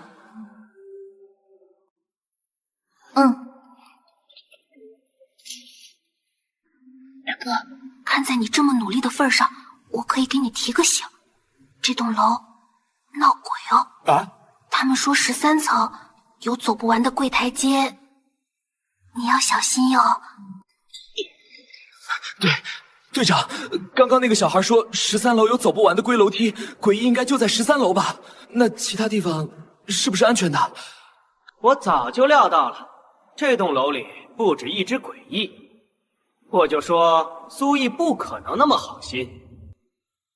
嘿，那我们岂不是很危险？该死，失误了！这栋楼里既有诡异，也有正常人，我们应该向正常人多打听情报才对啊！一会儿到你那一层送完外卖，别忘了问情报。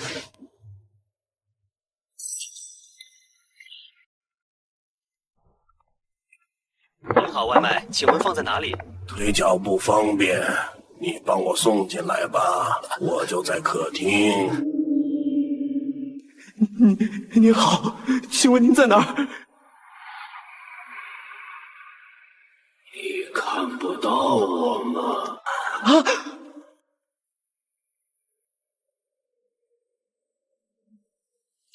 你还不走？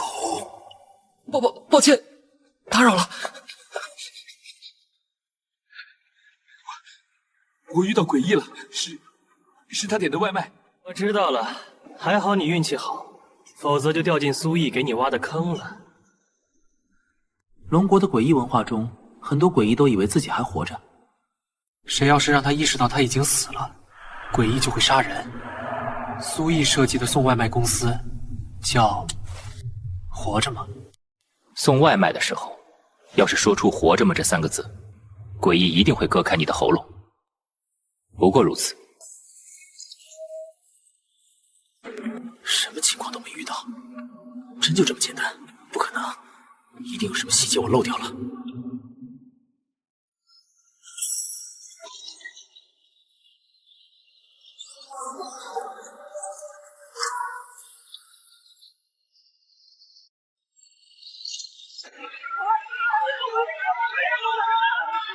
该死的！这诡异怎么这么强？这不可学！你自诩聪明，可聪明反被聪明误。你让每个人都下去送外卖，而他们每一次都会贡献大量的恐惧值，所以才会演变成这样，不是吗？真就这么简单？对付聪明人，往往最简单的办法最有效。其实从一开始你就错了。这个副本从没说过每人只能送1次外卖。如果你从一开始就自己去送，而不是把他们当诱饵，结果会完全不同。居然这么简单？为什么？为什么会这么简单？我不服！我不服！天才往往都很自负，而你却是自大。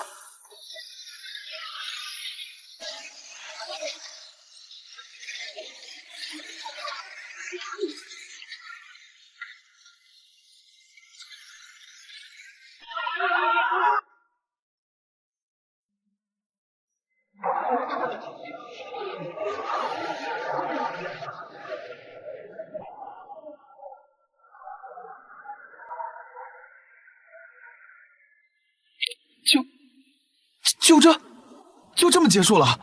太草率了吧？其实想想完全合理呀。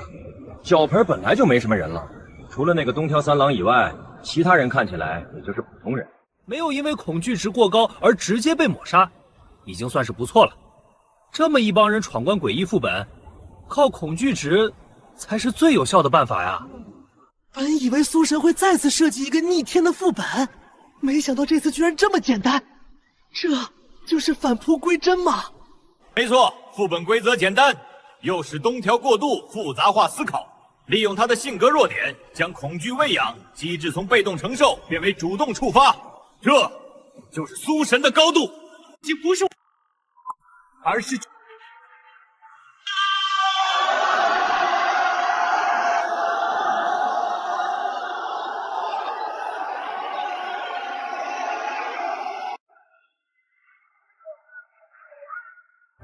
尊敬的苏毅先生，尊敬的龙国，我们承认并敬畏全新的文明秩序，恳请您能慈悲还我们申遗之名。我们愿意遵守一切契约，只求在未来的副本中能给我们一线生机。我们愿意拿出70%的国运收益，换取一次非必死的通关可能。若您肯开口，角盆国也愿意照做。我们承认所有文化渊源皆自龙国，立刻归还所有申遗项目，愿为龙国文化东传的桥梁。只求副本死亡率不要是100%。你们要我放水，可以，但这水怎么放，由我们龙国来定义。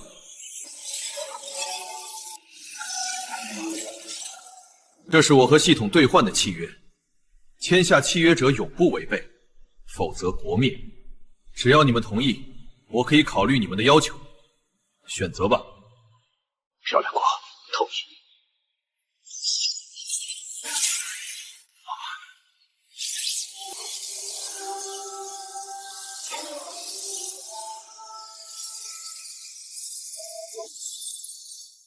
龙国文明被设定为基准文明模板。恭喜龙国完成文明引领者晋升，国运永固，文明之火不息。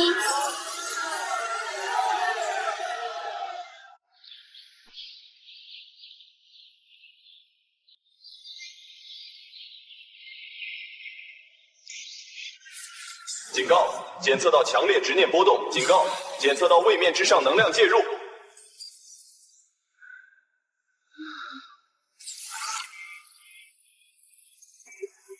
此前被覆灭的角盆、漂亮国、人妖国、腐国核心成员，已与位面之上存在达成交易，以残余执念为筹码，激活文明复活赛。位面之上，倒是有几分胆子，敢插手我的局。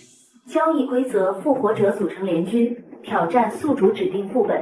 若成功通关副本，可彻底复活并重置所属文明；若失败，执念将被位面之上收回，彻底消散。一群输不起的家伙，还想靠外力翻盘？既然如此，就别浪费时间玩过家家，就用这个吧。24节气寒一节贵村，我的压箱底副本够不够资格让他们赌上复活机会？拭目以待。文明反噬赛正式出发，残余执念凝聚尸体，4大覆灭文明核心成员以执念为引现实复活。任务目标：打破华国恐怖神话，重夺文明存续权。文明存续公约根本就是双重标准，苏毅凭什么用那些装神弄鬼的伎俩灭国？我们要求重赛！华国人的恐怖全是噱头，这次我要把他的贵村炸成废墟，撕碎中是恐怖的虚伪面具。我的古曼童吸收了百鬼怨气，区区祭祀任务，不过是给阴魂送点新的游戏。上帝会庇佑正义之人，苏毅的邪恶巫术终将在圣光下瓦解。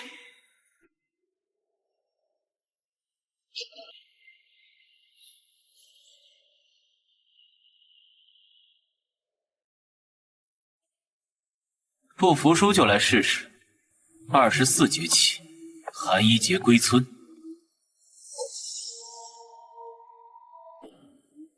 午夜12点前完成3项，给老槐树挂寒衣，给乱葬岗烧路纸，给祠堂牌位敬香。记住3条：不采坟头草，不接一来的衣物，不回头应答熟人的呼唤。活下来，才有资格谈重赛。祭祀，3岁小孩都能完成的任务，苏毅是怕了我们吧？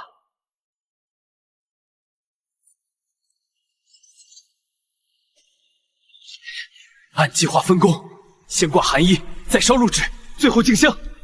保持警惕，避免陷阱。华国祭祀讲究形式主义，只要模仿流程，不破坏规则，所谓的阴煞根本伤不了人。这次一定要洗刷灭国之辱。该死！这是什么鬼东西？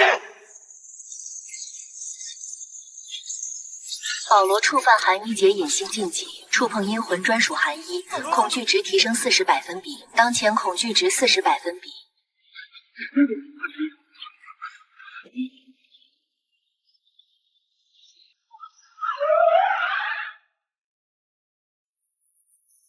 寒衣节的规矩，碰了阴魂的东西，就得付相应的代价。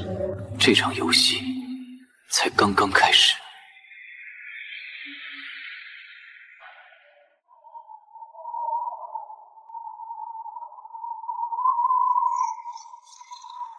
祭祀的核心是送，只要我们以逝者的视角完成流程，不主动挑衅，就能规避风险。格帕拉，你去挂寒衣，注意别破坏衣物完整性。华国的恐怖都源于心理暗示，只要逻辑在线，就能找到破解之法。之前的失败只是意外。我的手，快松开！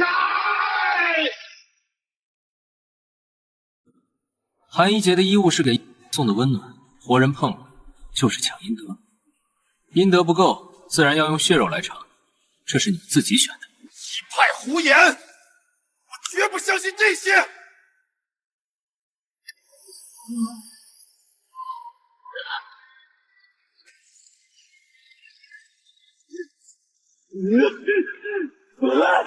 怎么会这样？快灭火！大卫触犯禁忌，焚烧阴魂寒衣，恐惧值加30%，当前恐惧值55%。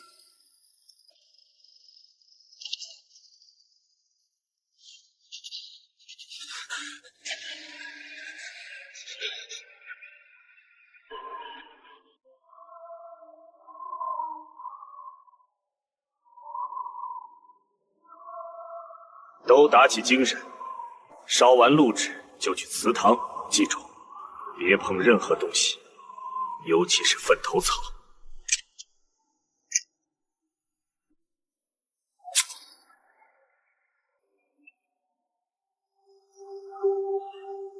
该死的！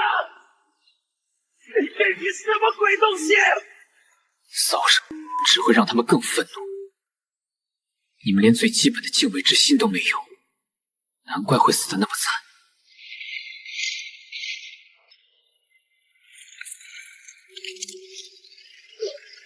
啊！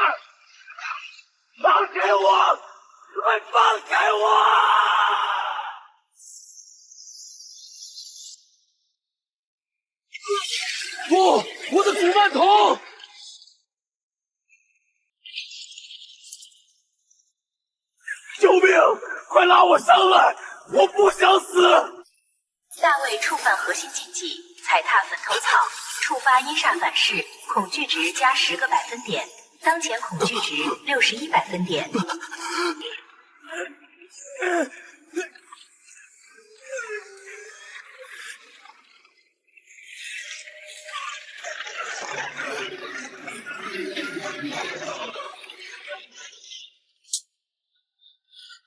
这口棺材从一开始就是为我们准备的，我们根本逃不掉。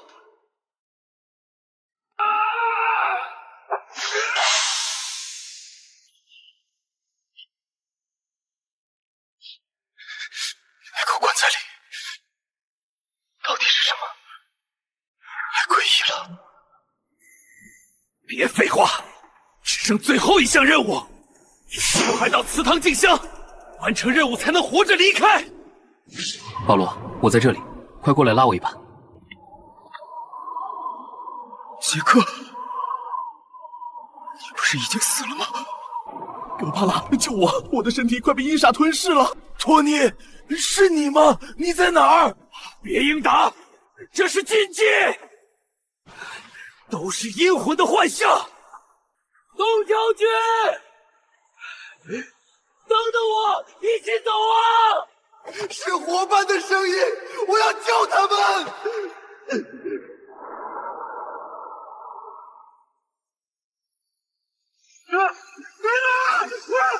不，救我！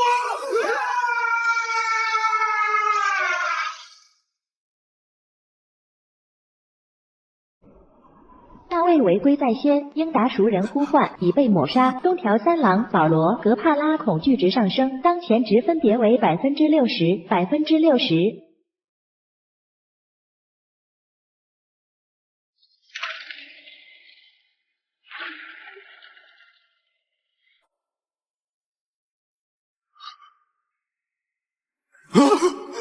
怎么会这样？我们的名字怎么会在牌位上？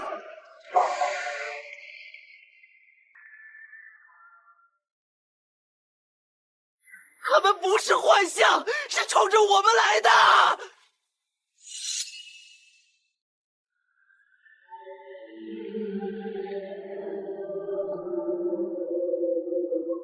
只求顺利完成祭祀，平安离开。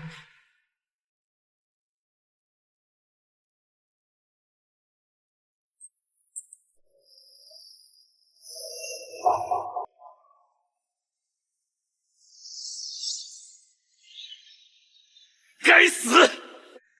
又是陷阱！快镇压这些阴邪！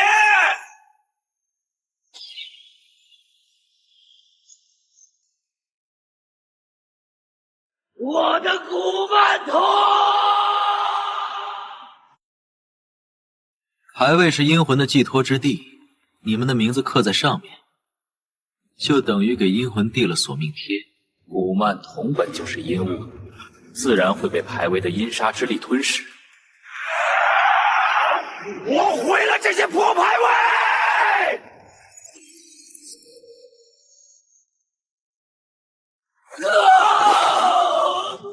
我的手！保罗试图损毁阴魂牌位，触发反噬，恐惧值上升15%，当前恐惧值75%。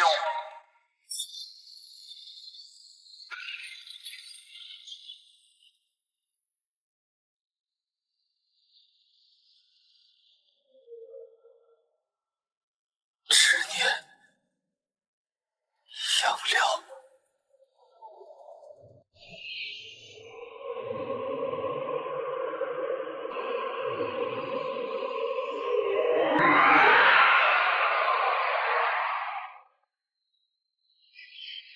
阴杀之气浓郁，联军成员恐惧值持续攀升。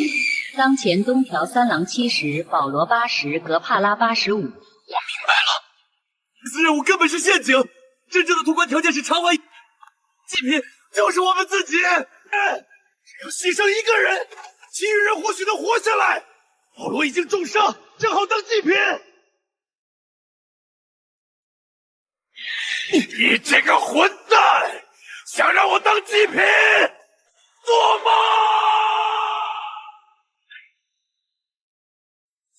不，放开我！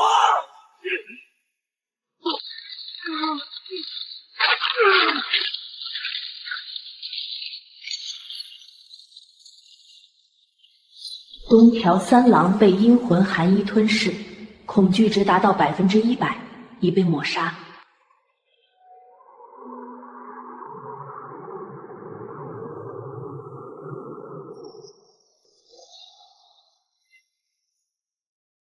还我命来！还我命来！阴债循环，报应不爽，这场复活赛该落幕了。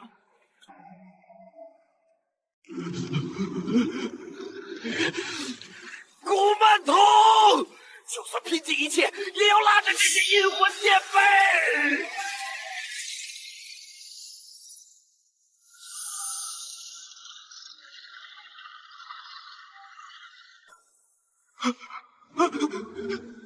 不对，你怎么会被阴魂污染？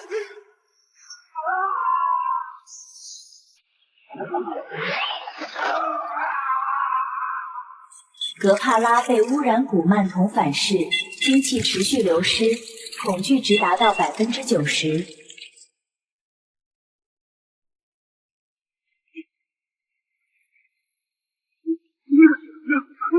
出口呢？快让我出去！寒衣阶欠下的阴债，从来没有能逃掉的道理。保罗，我们同归于尽！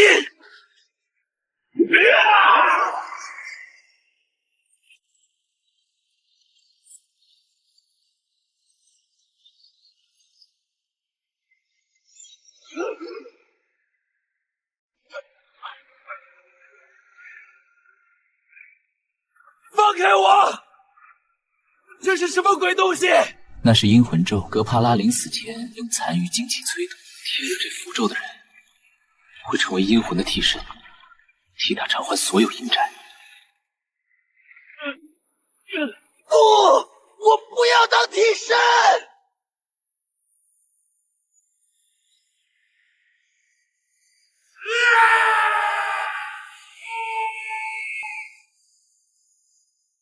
保罗恐惧值突破临界值，身体即将被阴魂彻底吞噬，抹杀到计时开启，10、9、8、7、6、5。检测到第三方势力闯入 SSS 级副本，24节起寒衣节鬼村，副本稳定性下降。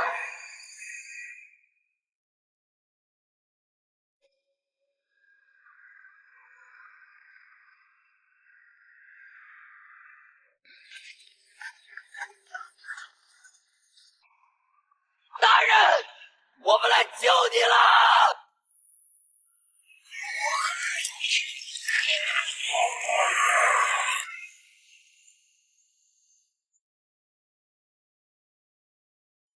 本来只想清算联军的阴，没想到还有自投罗网的。既然来了，就一起清了。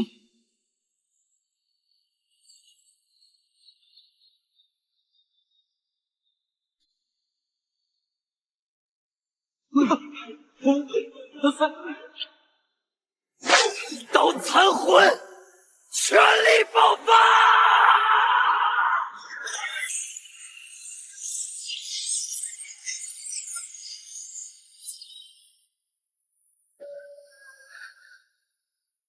苍井大人，你不是已经被抹杀了吗？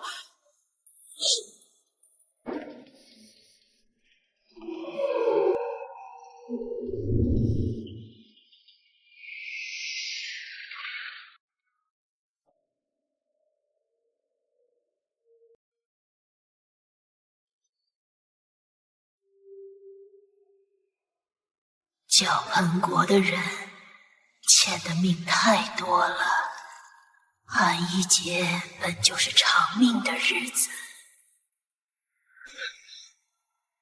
妖刀残魂，战！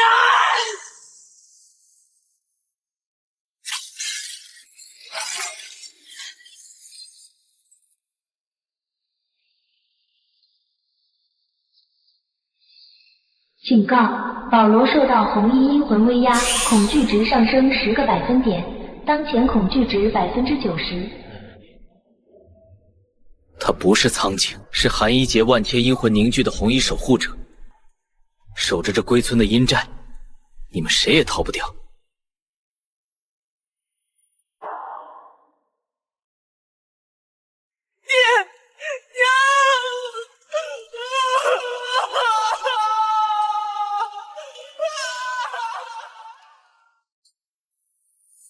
滚开啊！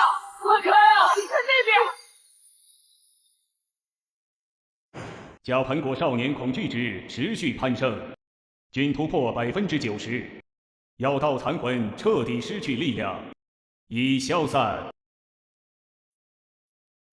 你们的先辈烧杀抢掠，欠下无数血债，如今他们魂飞魄散，这债就该由你们来还。我不想死，谁来救我？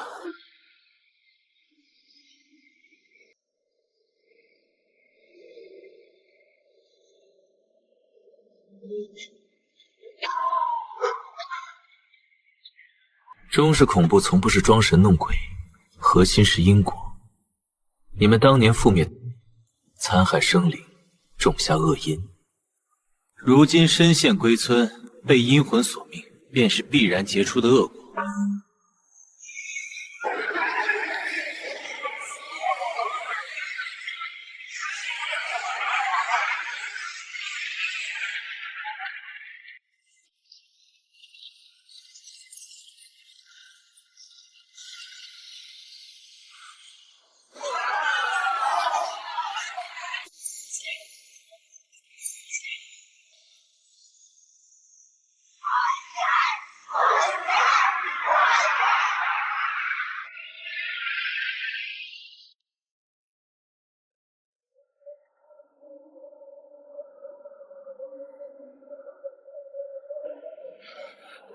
是什么地方？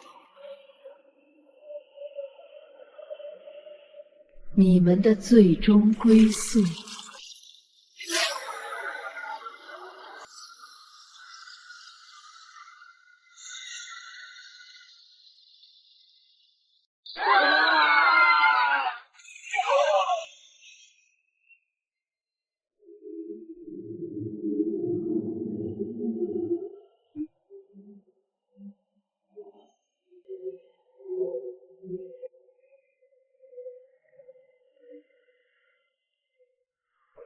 这里是阴寨清算地，午夜结束前，你们要跪在这里，直面每一道冤魂的怨气，才算偿还部分阴债。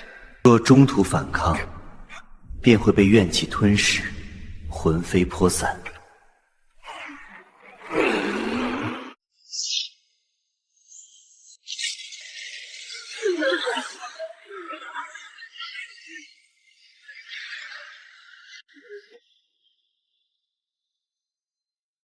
他们全都被烧死了。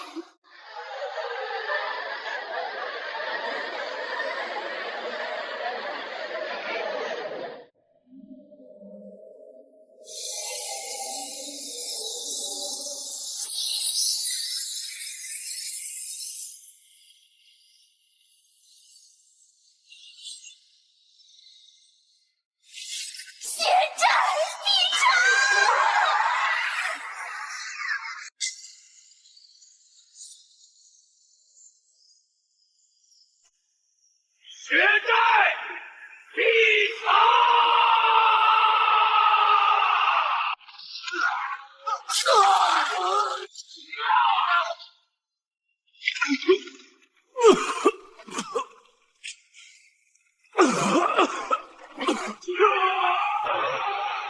保罗恐惧值突破临界值，被古代英雄虚影重创，已被抹杀。二等先辈烧杀抢掠，残害生灵，今日便由你们代其偿命。甲盆国残余势力已全部抹杀，相关阴债偿还完毕。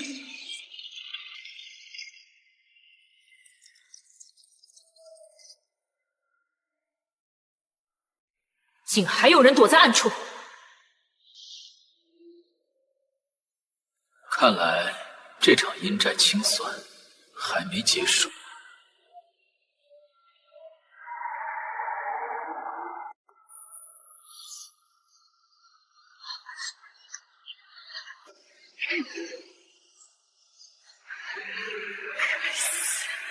居然被发现了！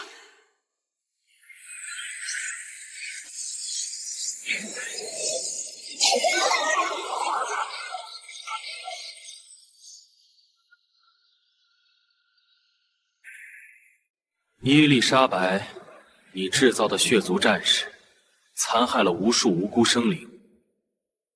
这笔阴债，你以为能躲得掉吗？就算我逃不掉，也要拉你们一起垫背！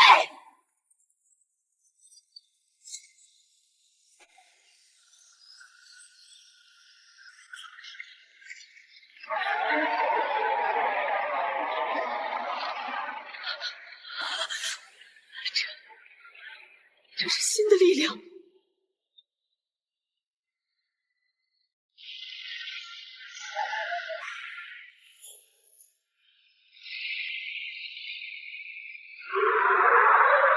过来，听我的命令！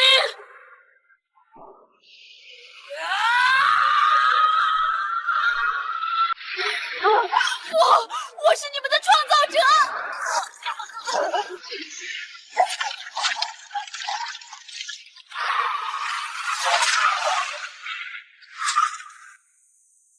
自作聪明，画蛇添足，寒衣节进化。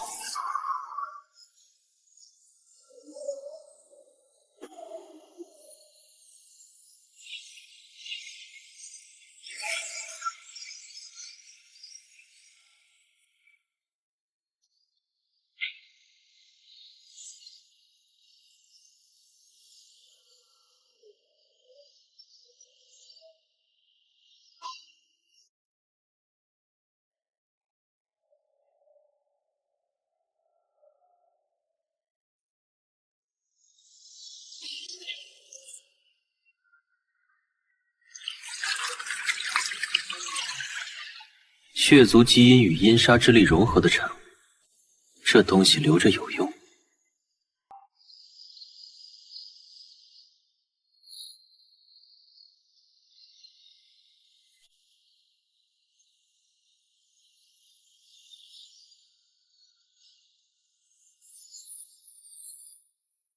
检测到外源恶念基因融入，副本规则更新。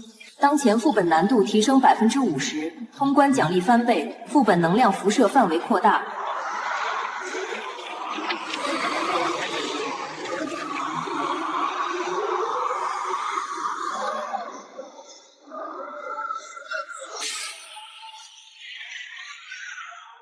外来基因再诡异，也敌不过中式恐怖的底蕴。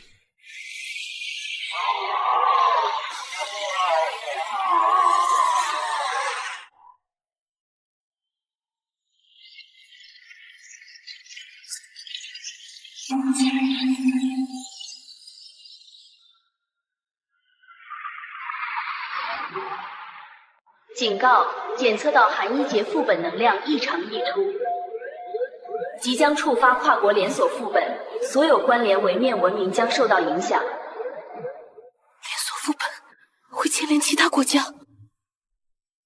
看来这场阴债清算要蔓延到更多地方了。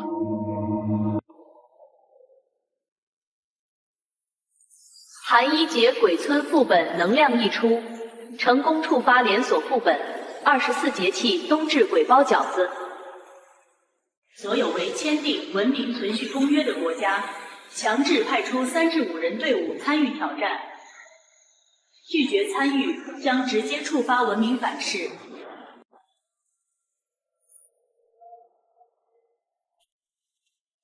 1. 饺子馅禁止陷入活人血。2. 包制过程中不得让饺子破皮。3. 祭祀未成之前严禁偷食，违者后自后。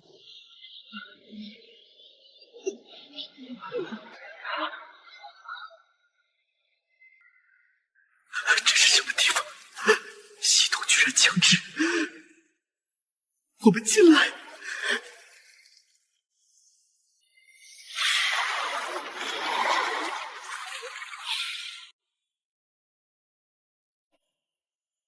冬至吃饺子是龙国的传统习俗，寓意团圆安康。可惜，你们今天要包的是饺。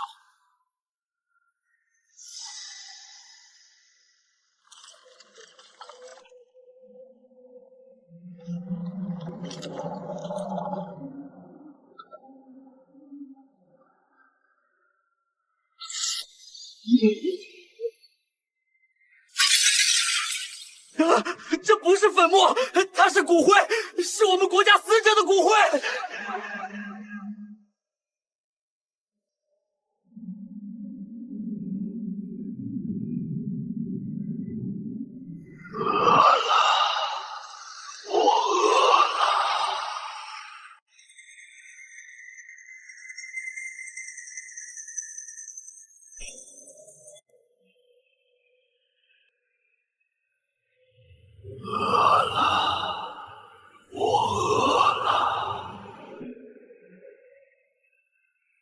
我们用自己带的普通食材，骨灰太诡异了，肯定是陷阱。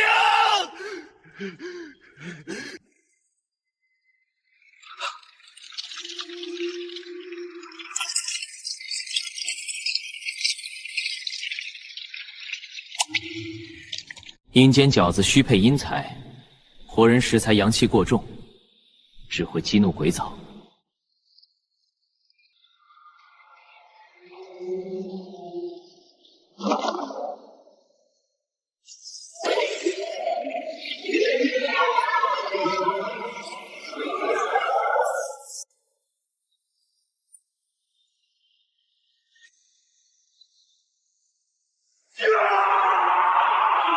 我的手臂！违规使用活人食材，激怒鬼藻，触发反噬。全体队员恐惧值加50百分比，当前恐惧值60百分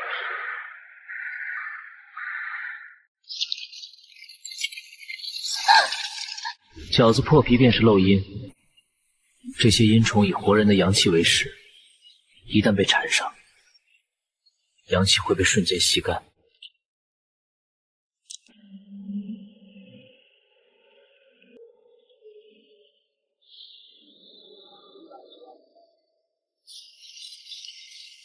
好吃，还要吃，更多。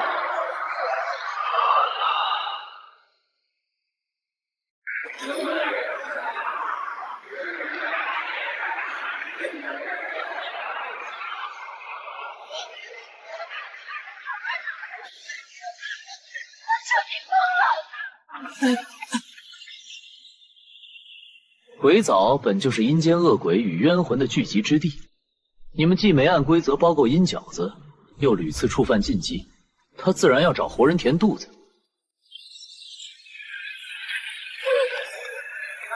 出口被封了，我们死定了！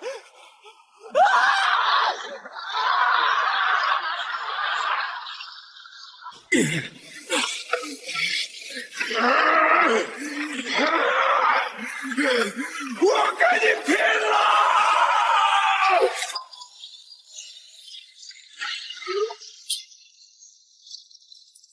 饿了，我饿了。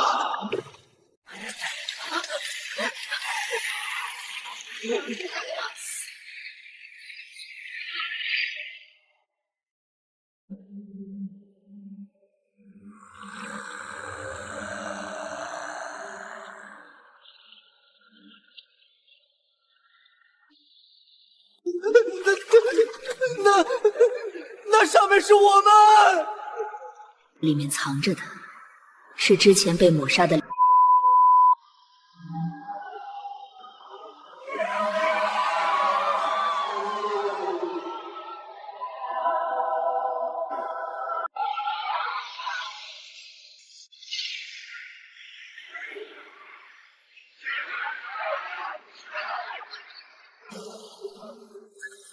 小国队员恐惧值突破临界值，持续被阴魂吞噬，已陆续被抹杀。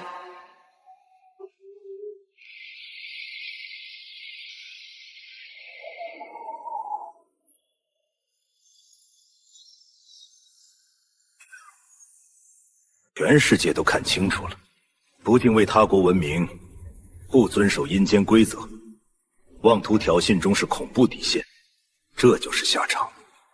连锁副本冬至鬼包饺子挑战失败，所有未签订文明存续公约国家国运下降20%，国民平均寿命减少20年。展示效果即刻生效。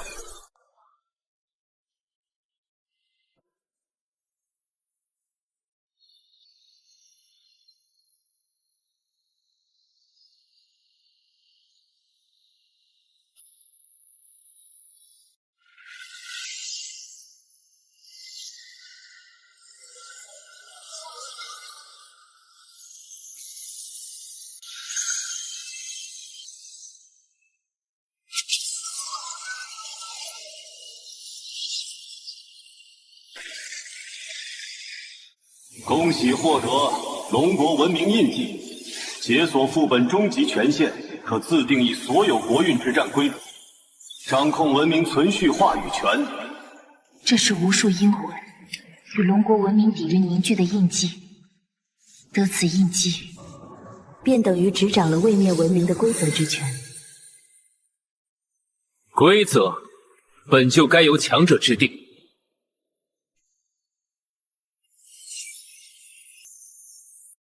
龙国成功解锁副本终极权限，即日起，龙国可自定义所有国运之战规则。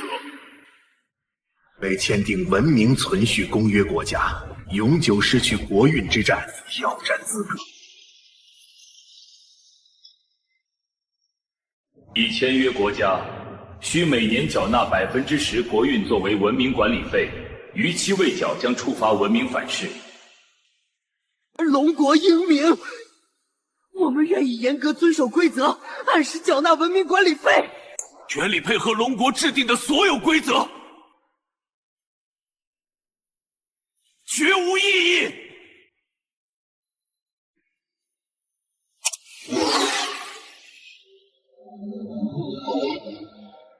约金无1%国运，我们认了，请尽快确认吧。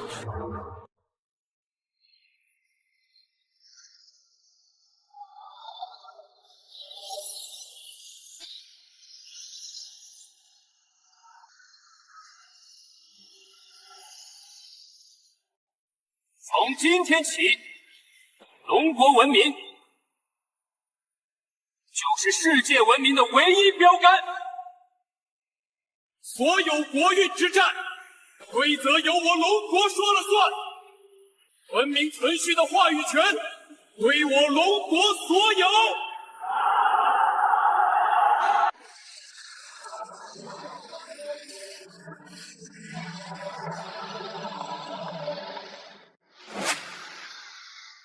跨次元国运战，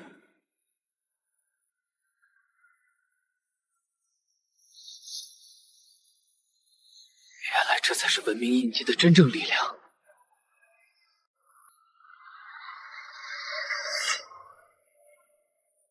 星际势力吗？正好，一并清扫。